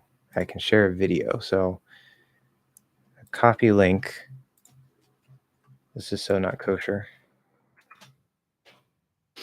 If you follow that link, it'll take you to one of my videos, and then you can find the page from that. But yes, I am on Facebook. Part of the other big reason why I don't post as much on Facebook is, number one, I'm just cross-posting. But number two, like I can't think of anything specifically different that would be valuable enough for me and the community there that I wouldn't do here.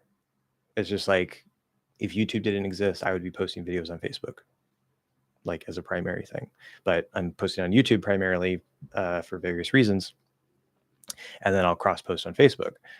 But I don't really know what else to do there. Like, I know I can have like, this big like community page and have like moderators and this and that, but like, I don't know if I want to like manage all of that. I mean, that's kind of what it's for, but I haven't had anybody say like, oh, they want to do that. And again, as the channel grows, it's not just going to be this YouTube channel. It's a business overall that I'm trying to develop. So as it grows more and more, like, there probably will be, there's going to be a website for sure. There will probably be actually like a robust Facebook community where there's like mods and stuff that handle it for me at some point. But right now it's just kind of like there. So I don't know. I'm way over time. I should go. I'm not going to, but I'm going to use the restroom. So keep that in mind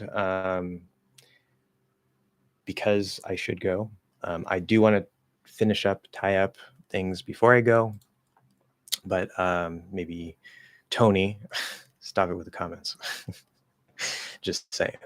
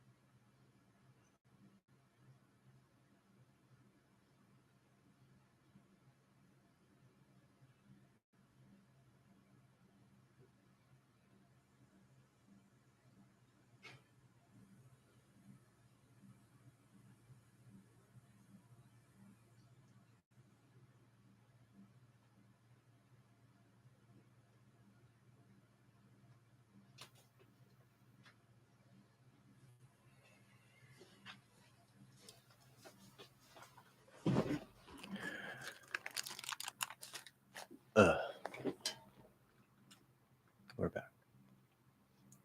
We're back. A dinosaur story. Probably nobody will get that.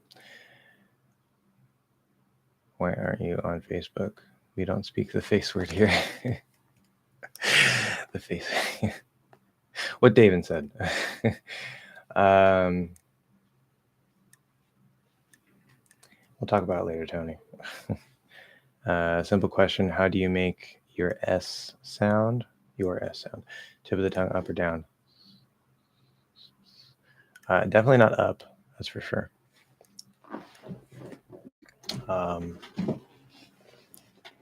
Also not really close to the teeth because you might be doing that too. It's going to be generally right under the T, and it's just like that, more or less. It's hard to do the exact shape with my hand, but it's not like this. Maybe a little bit in terms of like up or down. It might be a little straighter or a little bit down, but it's not up. We can chat from time to time. Blah blah blah blah blah blah.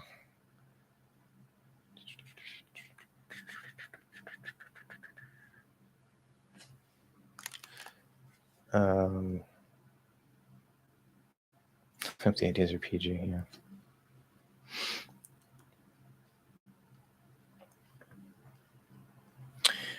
And that way you explain things. Okay, so the way you explained things makes things a lot easier. Yes. Please note that what I meant with high-pitched voice is not necessarily to be nasal. Is a type of voice tenor. Okay, just to make sure, because I mean we're kind of in the same type of area when when we're talking about this stuff. I know there's not the same thing, but okay. Yeah, disappointed. Tony's always disappointed. Okay, so we might have some Discord stuff brewing in the background, guys. Brewing in the background. Mr. Zuckerberg is not an ally. That much is true.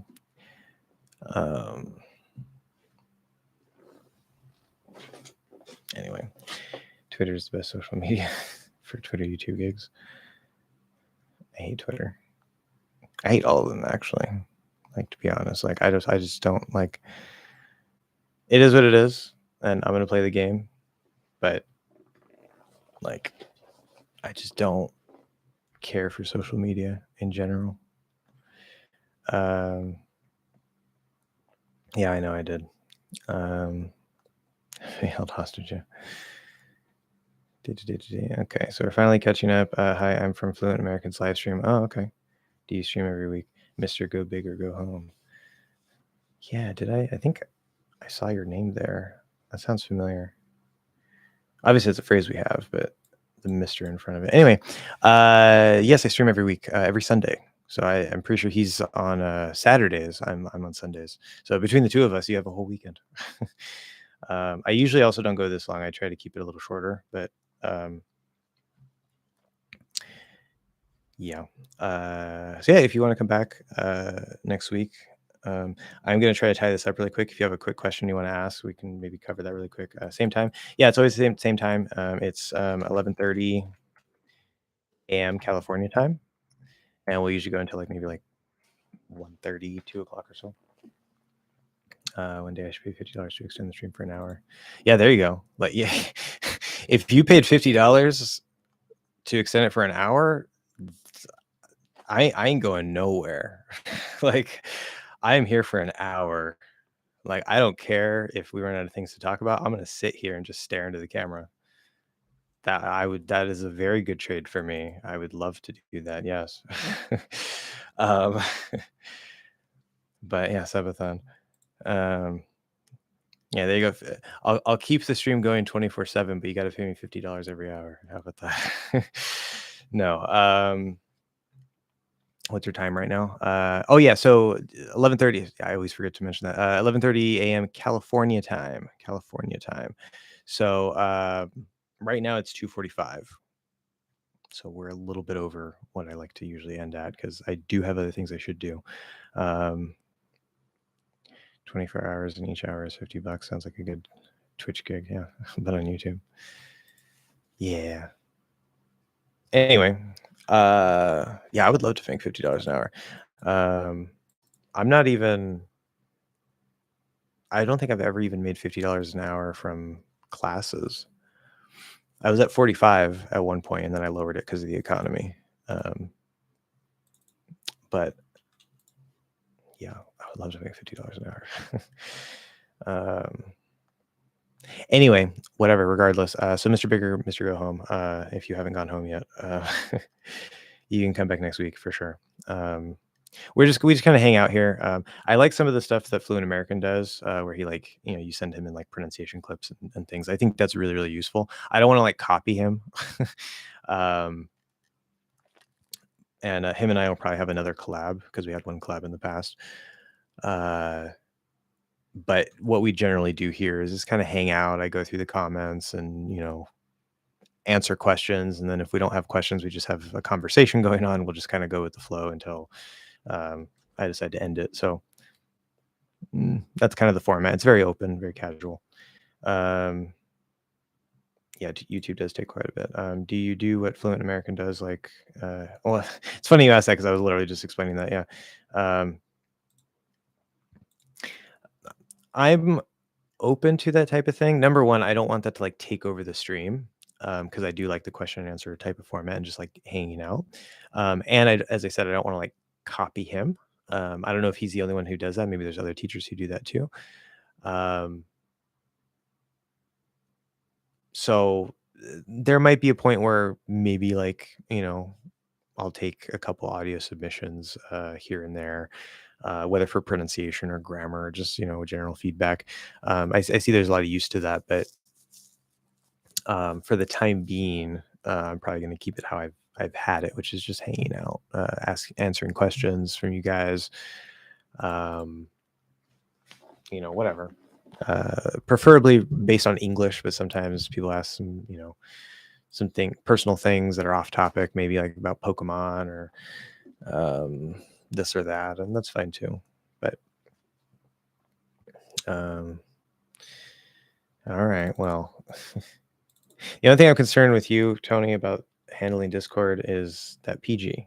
All right, like you don't have to be completely PG, but especially if somebody's going to be handling it, and I'm just kind of like, because like I'm not going to be 100% hands off, but I want somebody to sort of run it, like volunteer to run it if it's going to exist, and so that person needs to be reliable, obviously, but also like you're now representing English hacks, right? So if you go and say certain things, that's going to reflect bad on English hacks. So keep that in mind. Um, okay, good. Can I ask questions about English? You can, yes. You can ask any questions you want about English. It's no problem. In fact, today you can ask a question since you just got here. As I said, I'm trying to tie up and end today. But if you want to ask a question today, you can. Otherwise, you can come back next time for sure. I'd rather make Dave in the face. Yeah, between the two of you, I'm sure it'll be fine.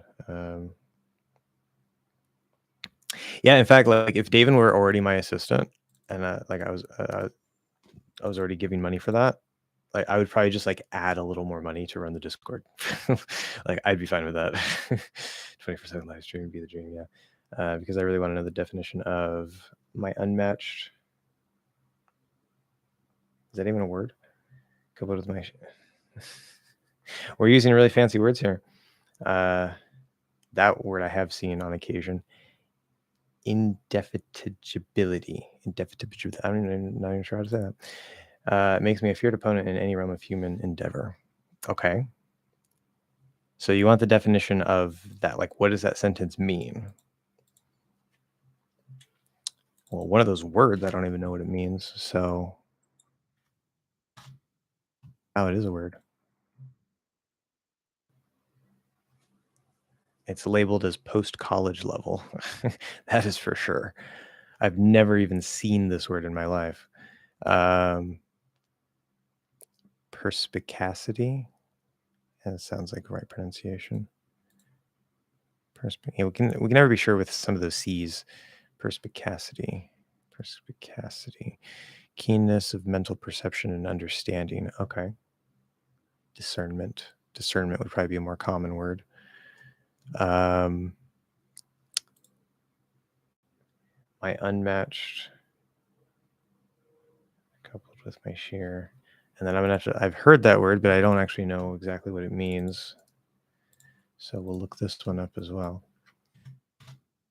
See, there's some things that you guys are going to find that use words that are just so uncommon or so fancy that the average person will have never heard them and or possibly never even seen them in writing. Um, like the perspicacity, I've never heard that and I've never seen that written anywhere. Nobody has ever used that in my experience. That's a word that I would just recommend you ignore. Like if you like it, fine, you can use it. But even if you use it, most people won't understand what you mean. Like, so what's the point? Incapable of being tired out, not yielding to fatigue and tiring. Okay, that makes sense. Okay. So my unmatched coupled with my sheer makes me a feared opponent in any realm of human. Okay, so any realm of human endeavor would be like anything you choose to do that a human could do, like any skill you want to develop, anything you want to learn, any job you want to perform. Okay, whatever a human can do. Unmatched means that nobody matches you. Nobody's as good as you in this thing. So you could say I am an unmatched tennis player. So nobody's as good at tennis as I am. Okay. So you're saying you have such good, yes, you have such good perception. Your ability to perceive and understand things is so good, so refined that it's unmatched. Nobody can perceive and understand things quite as well as you. Okay. Coupled with my sheer indefatigability, indefatigability. Indefatigable. Indefatigability. I did not say that at all correctly. I'm not. It doesn't even roll off the tongue. Like I can see how it's pronounced. I'm just trying to read the pronunciation. I'm just like I don't know how to say this.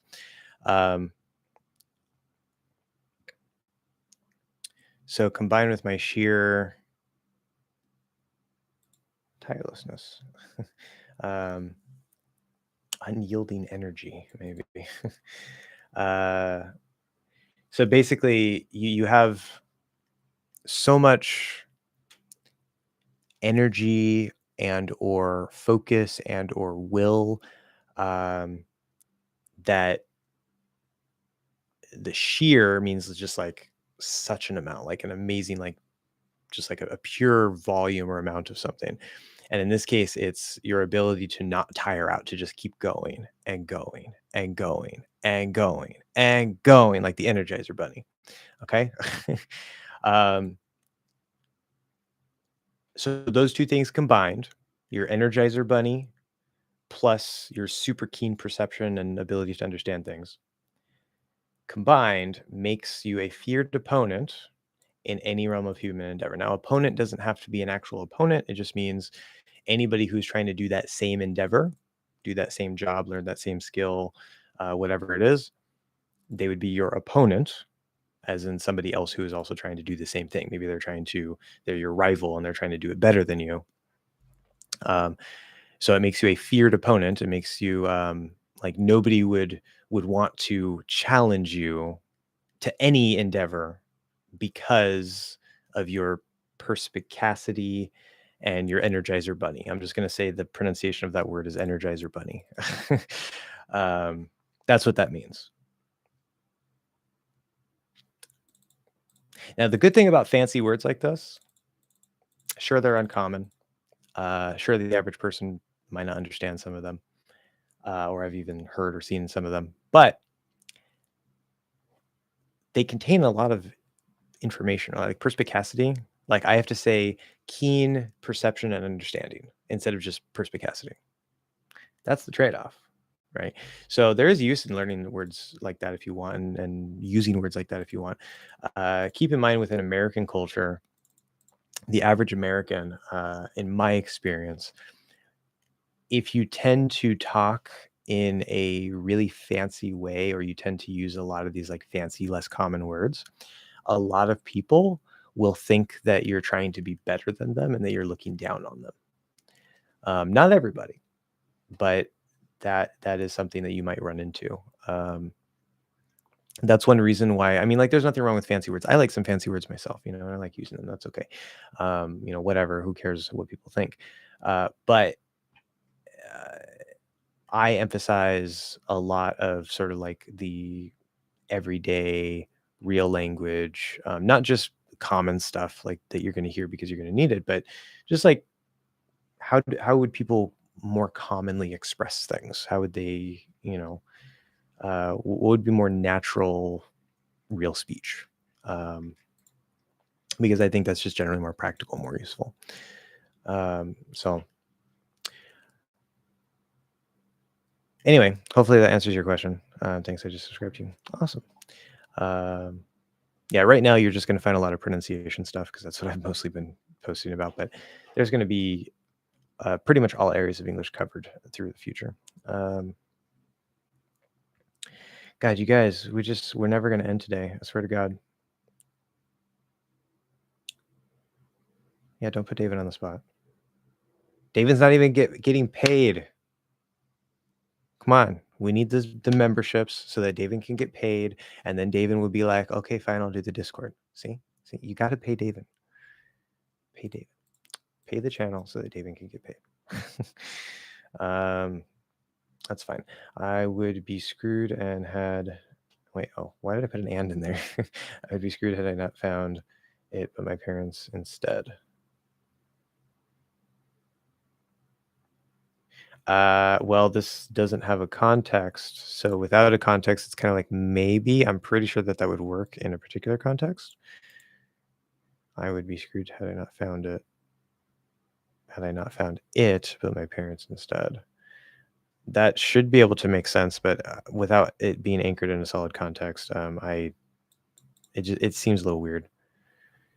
Can run it for free. I just want to be a good representative. Yeah, yeah. Don't bite off more than you can chew, for sure. Perspicacity is the type of word I only know what it means. Because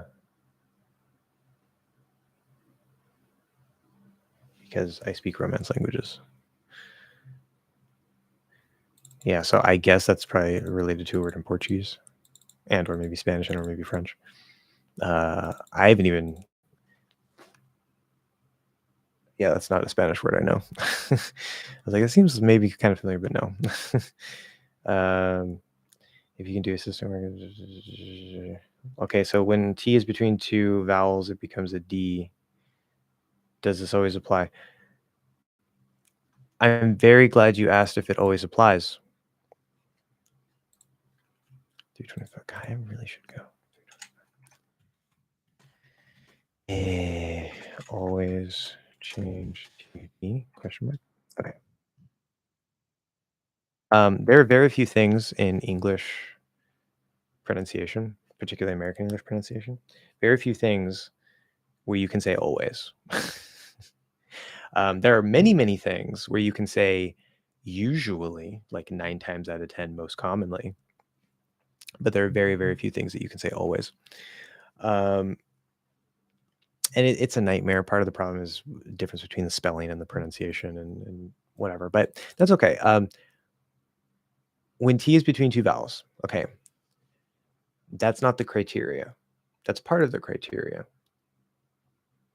When T is between two vowels and it's at the start of an unstressed syllable, okay, if it's at the start of a stressed syllable, it will not change into a D. Okay. So if I say, it's a good example here. Oh, attack. Okay, attack. You are never, ever, ever going to say attack.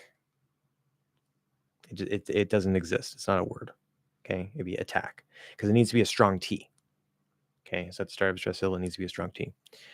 But if it's at the start of an unstressed syllable and there are two vowels around it, the first vowel could even come from the previous word. That's fine. That may not always work, but that does happen. It's pronounced as a flapped D. Now, potentially, it could just be a regular D.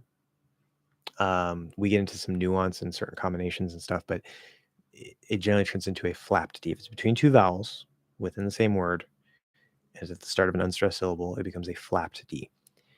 Does it always do that? It does that 9 times out of 10. 9 times out of 10. That also works between words. I can say, what if? Oh my God. What if? So here the T is at the end of that first word. When T links to a vowel, it becomes a flap D. So it doesn't have to be in the same word. If it's between two words like this, it will also flap. It triggers it. Because when a stop sound links to the vowel at the start of the next word, it's always the weak version of the stop. If it's a P, it's a weak P. If it's a K, it's a weak K. If it's a T, it's a weak T. But remember, the T and D has they have two weak versions. There's the first weak, which is D and T. It's just not pushed out as strongly with as much air. And then there's the flapped D, which applies to both the T and the D. That's where American English is a little weird because what's written with a T and what is usually a T will actually become a flap D in the right situation. Now, is it possible to say it as a T? Of course. It's supposed to be a T, right? If you are enunciating, or if it just happens to come out that way, that's always possible. Very unlikely, but it's possible. But if you're enunciating, right? If I say, instead of better, if I say better, I feel better, not worse, better. Now I could still flap it. I could say, I feel better. It's possible. But when you're enunciating, it becomes a bit more likely that the original full pronunciation is going to happen. That's how the language works.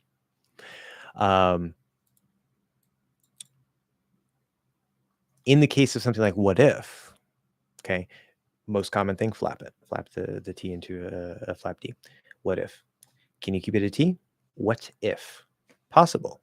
Probably if you're speaking really slowly, you're really enunciating. Yeah, but what if? You're not understanding. I'm not saying what it is. I'm saying what if this happens? And you can still flap it there. Yeah, but what if? What if? Now you have to keep a little bit of certain speed there because otherwise we're not going to flap. We never do the flap at the start by itself. So if you put a space, you're not going to flap it. Or in the case of a T at the end of a word, the default common thing to do there is to do a stop T. Now, when T is going to link to a vowel, the single most common thing is just flap it into a D. That's what's going to happen more often than not in any given case. But in addition to pushing out a regular T being possible, just not likely, you can also stop the T. That's also possible, but not likely. So I could say, what if? Yeah, but what if? What if? Okay. Now, you can't do that if it's in the middle of a word. Because if you say better, now it sounds like you're speaking a particular British dialect because they'll stop T's in places where we don't. So we don't do that. That's only between words. So you can see it's a little complicated. It kind of depends on the exact situation, but there has to be the two vowels in order to flap it. And it usually has to be at the start of an unstressed syllable. There are some cases where D at the start of a stressed syllable can still flap, especially in really fast speech. But if it's a T and it's at the start of a stressed syllable, it's going to be a T. It has to be a T. Anyway. For example, statute. Okay. Now this is I'm glad you gave this example. The first T is a T. Now it's being weakened by the S, and it's going to sound a little bit more like a regular weak D, but I do still think it's technically a T. The hack that I give you is just to say it as a weak D. So it'd be like st, instead of trying to say st. That makes it a little too strong. Just do it as a weak D. It's the easiest thing to do. Most natives won't really hear the difference anyway, apparently, according to research. So st, just a little weak D sound. Okay, not flapped, just a regular weak D. The second T, is that a T? It's spelled with a T. But how do we pronounce that word? Statute. That second T is not even a T sound. So it's impossible for it to become a D in any way, a regular D, a flap D, because it's not even a T. There is no, that second T in statute, there's no T there. In the visual written script, it's spelled with a T. But in the pronunciation, there's no T to be found. It's a ch sound, a CH sound. Okay. So that wouldn't apply anyway. This is another reason why I say focus on your ears, not on your eyes. Okay. Just because you see, especially with the letter T between the spelling and the ways that it can be pronounced is the single most complicated thing in terms of like sound letter combination in the whole language. It's a mess, but you got to focus on your ears. Now the T at the end, you could enunciate it and push out a weak T. Statute. That's fine. No problem. What we're more likely to do is stop it. Statute. Okay. Now, again, focus on your ears, not your eyes. The E at the end of statute is silent. It's just spelling. And if it's just spelling, it doesn't exist, which means that it cannot in any way affect the pronunciation of another sound.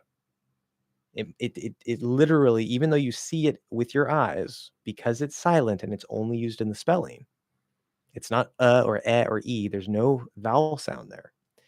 It does not exist in the pronunciation, so it cannot affect any other sound. Okay? Focus on your ears, not your eyes. Focus on your ears, not your eyes. I'll say it a million times. Focus on your ears, not your eyes.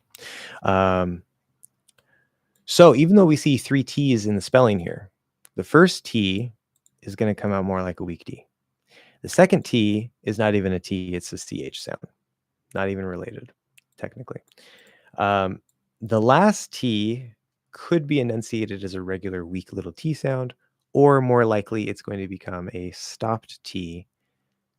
Now, if I say the statute is, and there's now a vowel after it, you now also have the option and most likely possibility in that case of making a flapped D with the last T. The statute is. The statute is. Okay. But again, you could still push out a weak T. You could still stop the T in that case. It's just now the flap D becomes the most likely option, where before, if there is no vowel, no other word that starts with the vowel after statute, the D is not even a possibility in any way. Not a flap, not a regular D. It either is a T or a T, stop T or a regular T. So focus on your ears, not your eyes. Don't put so much faith in me. Yeah, no, you're fine, David. Tony's just going a little overboard. And I'm joking. Like, I don't even know if there's ever going to be a Discord anyway. Possibility. We'll talk about it, but no pressure for sure. I've heard that the T becomes a D in between words as well. For example, what is? I was just talking about that. It's pronounced what is. Yes. Flap D. Flap D. Does this apply to sometime as well? So do you actually say sometime? No. Now, I was actually playing with this exact word the other day. Now there's some time and then there's sometime as a word. Those are two different things. But when we say some and time, so time, T is at the start of a stressed syllable. It cannot change into a D. Okay, it's going to be some time. I'll need some time. Because the some, even if there's stress on some, time is definitely going to be the primary stress there. I need some time. Now, if I say sometime in the future, so not some time as in some amount of time, but sometime, one word as in an unspecified time, right? Now it's one word. And if I say sometime in the future, now the stress is actually on the some. The primary stress anyways on the some. And in that case, it is possible because of the voice of the M, it's nasal, but it's voiced, to maybe change the T into a D, not a flapped D. It's not going to flap because there's no vowel before it. And it wouldn't be a strong D. It has to be a weak D. But if I say sometime in the past or sometime in the future, sometime in the future, if I'm speaking quickly enough, maybe on the faster end of normal, possible. If I'm speaking more slowly and enunciating, or just on sort of like the slower end of normal, it might sound a little bit weird. So that comes into like the range of speed and enunciation. What I would recommend is like, just don't even do that. Just make it a T. Okay, that's just the easiest thing to do. Even though it's possible maybe it could come out as a D when it's one word, and you might sometimes hear people do that.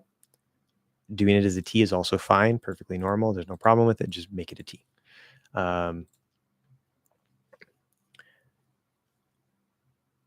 So T becoming D between words,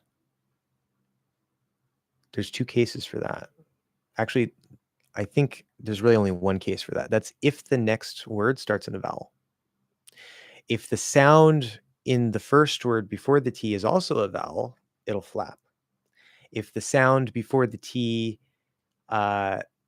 is not a vowel, it can still become a D because it wants to flap into that vowel, but it can't flap because there's no vowel before it. So if I say like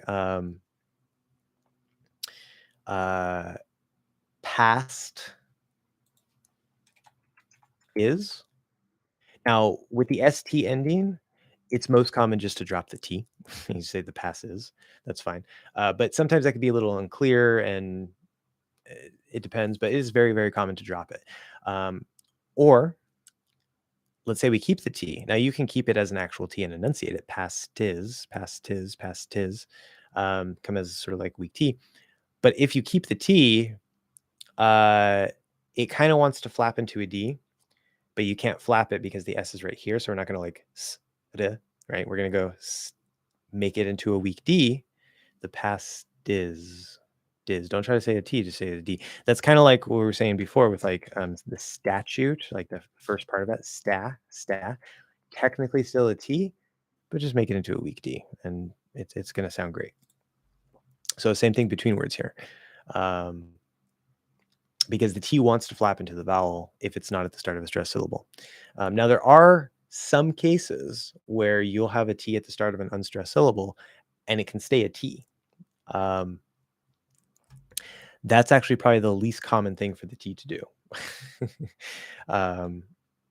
So generally speaking, if the T is not at the start of a stressed syllable, let me rephrase that. This is the general framework, and I talk about this in the main lesson. If the T is at the start of a stressed syllable, you have to push it out strong. If it's at the start of an unstressed syllable, it's always possible to push it out as a T, but it's very likely that in some way it's going to become a D or something close to a D. So but a weak D. Okay. If it's at the end of a word, then the default thing is to stop it, but it could also be pronounced. That's fine and happens too. Or it might turn into a D linking into the next word. Because again, it's not at the start of a stressed syllable. Even if it links to the start of a stressed syllable, it's not actually part of that stressed syllable. So it stays weak. So ask those 3 questions. You answered the first before you answered the first one. Yeah, your explanations are just too accurate that they answer anything else in advance. Yeah, I guess so. So there you go. That's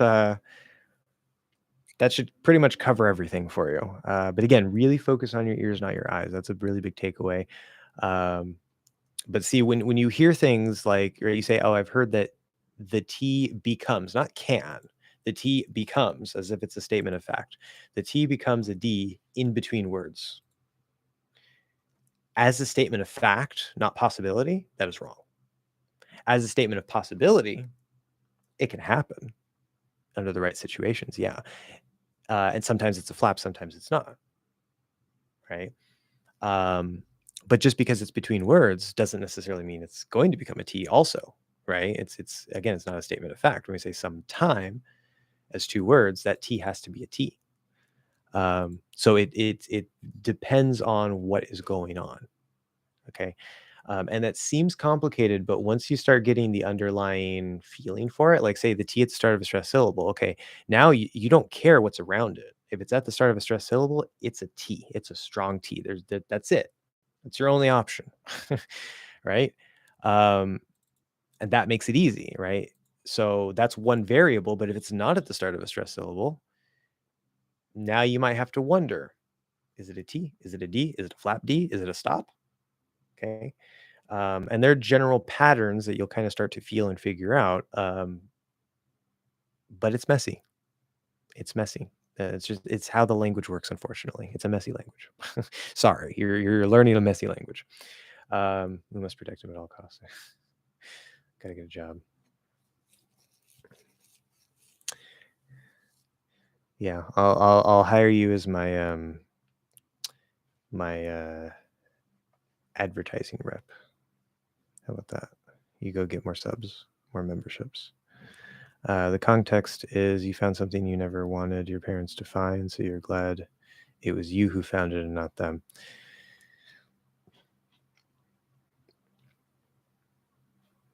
I would be screwed had I not found it.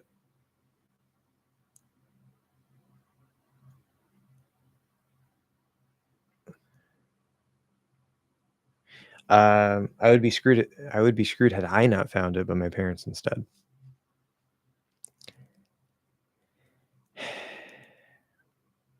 It works. It's understandable. I think the grammar's technically correct. It seems a little bit of a weird way to word it.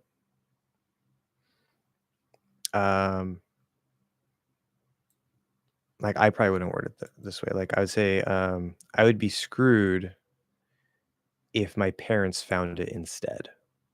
If it's clear that I found it, or if that's not clear, I would be screwed if my parents found it instead of me. And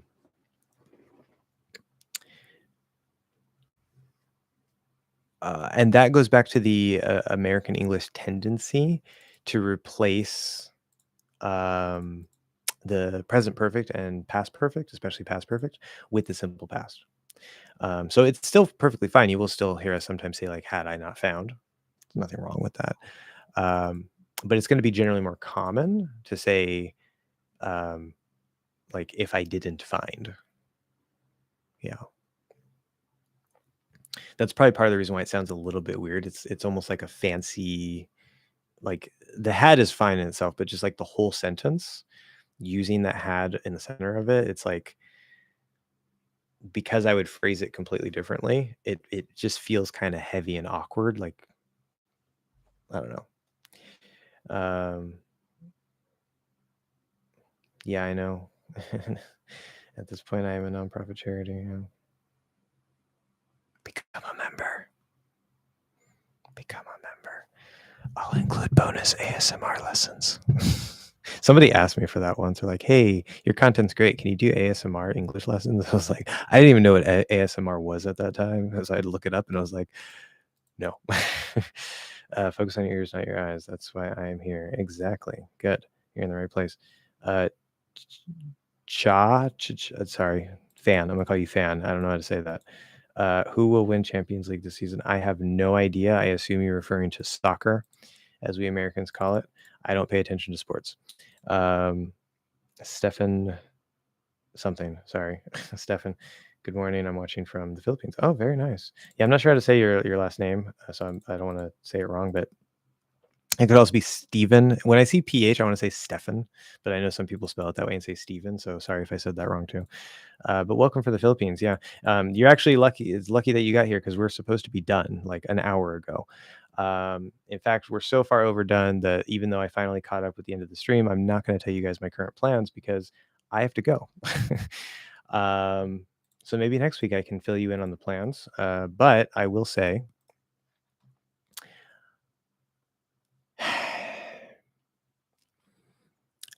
it depends on how the next week or two goes. Goes, numbers. Conjugations. Depends on how the next week or two go. With the content on this channel, I think I found a way to organize my content that is going to be really, really good and super consistent. Like you guys are going to get like a lot of it's going to be shorts, but there's going to be like main content, extra practice, like the minimal pairs and stuff, until I run out of those at least over the next like month or so. Really, really consistently. You're just going to get a bunch of content over this next month if it works out the way I want it to. And I feel pretty good about that. And if over the next week or two, that seems like it's working really, really well, I may resurrect my second channel. And there are various reasons for that I don't have time to go into now. But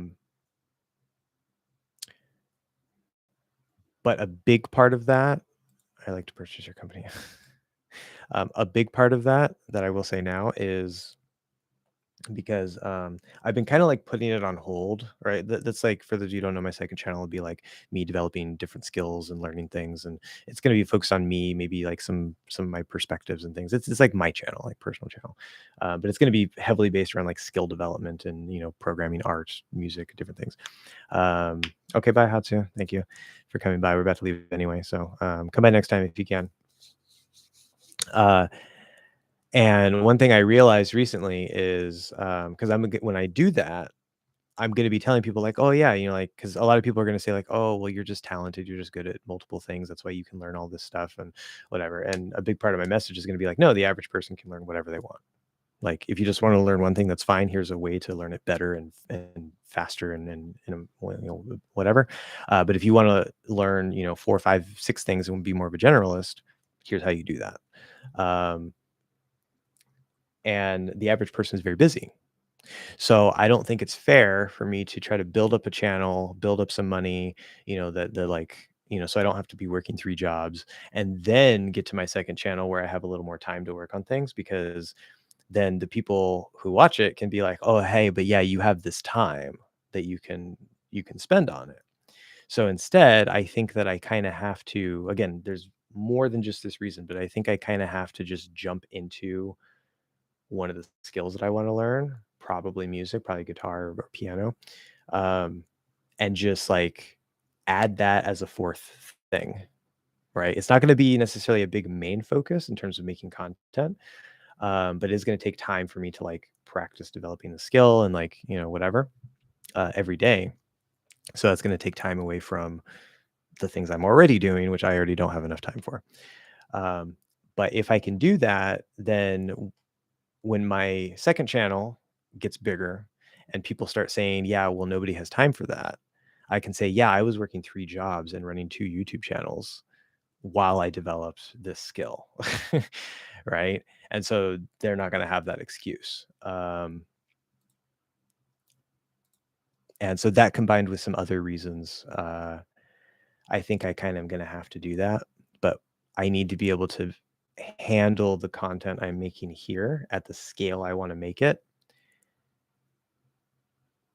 in a sustainable enough way that will allow me to also add that.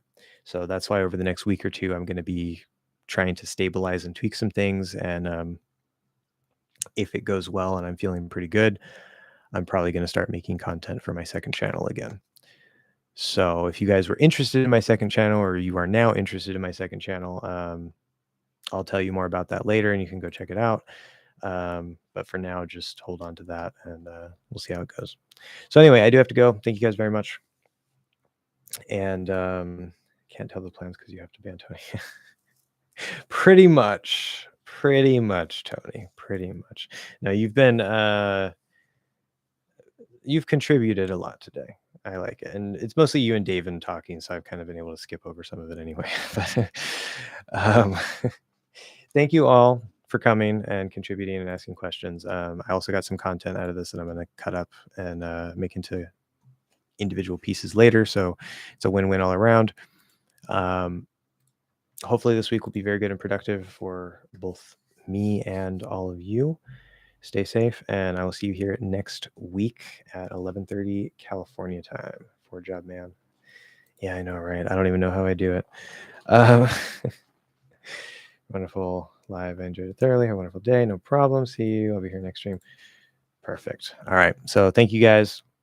Don't overextend yourself. Yeah, I'm trying not to. As I said, I'm working on the stamina, trying to stretch myself, but I won't overextend it. I'm trying not to. I'll see you guys next week.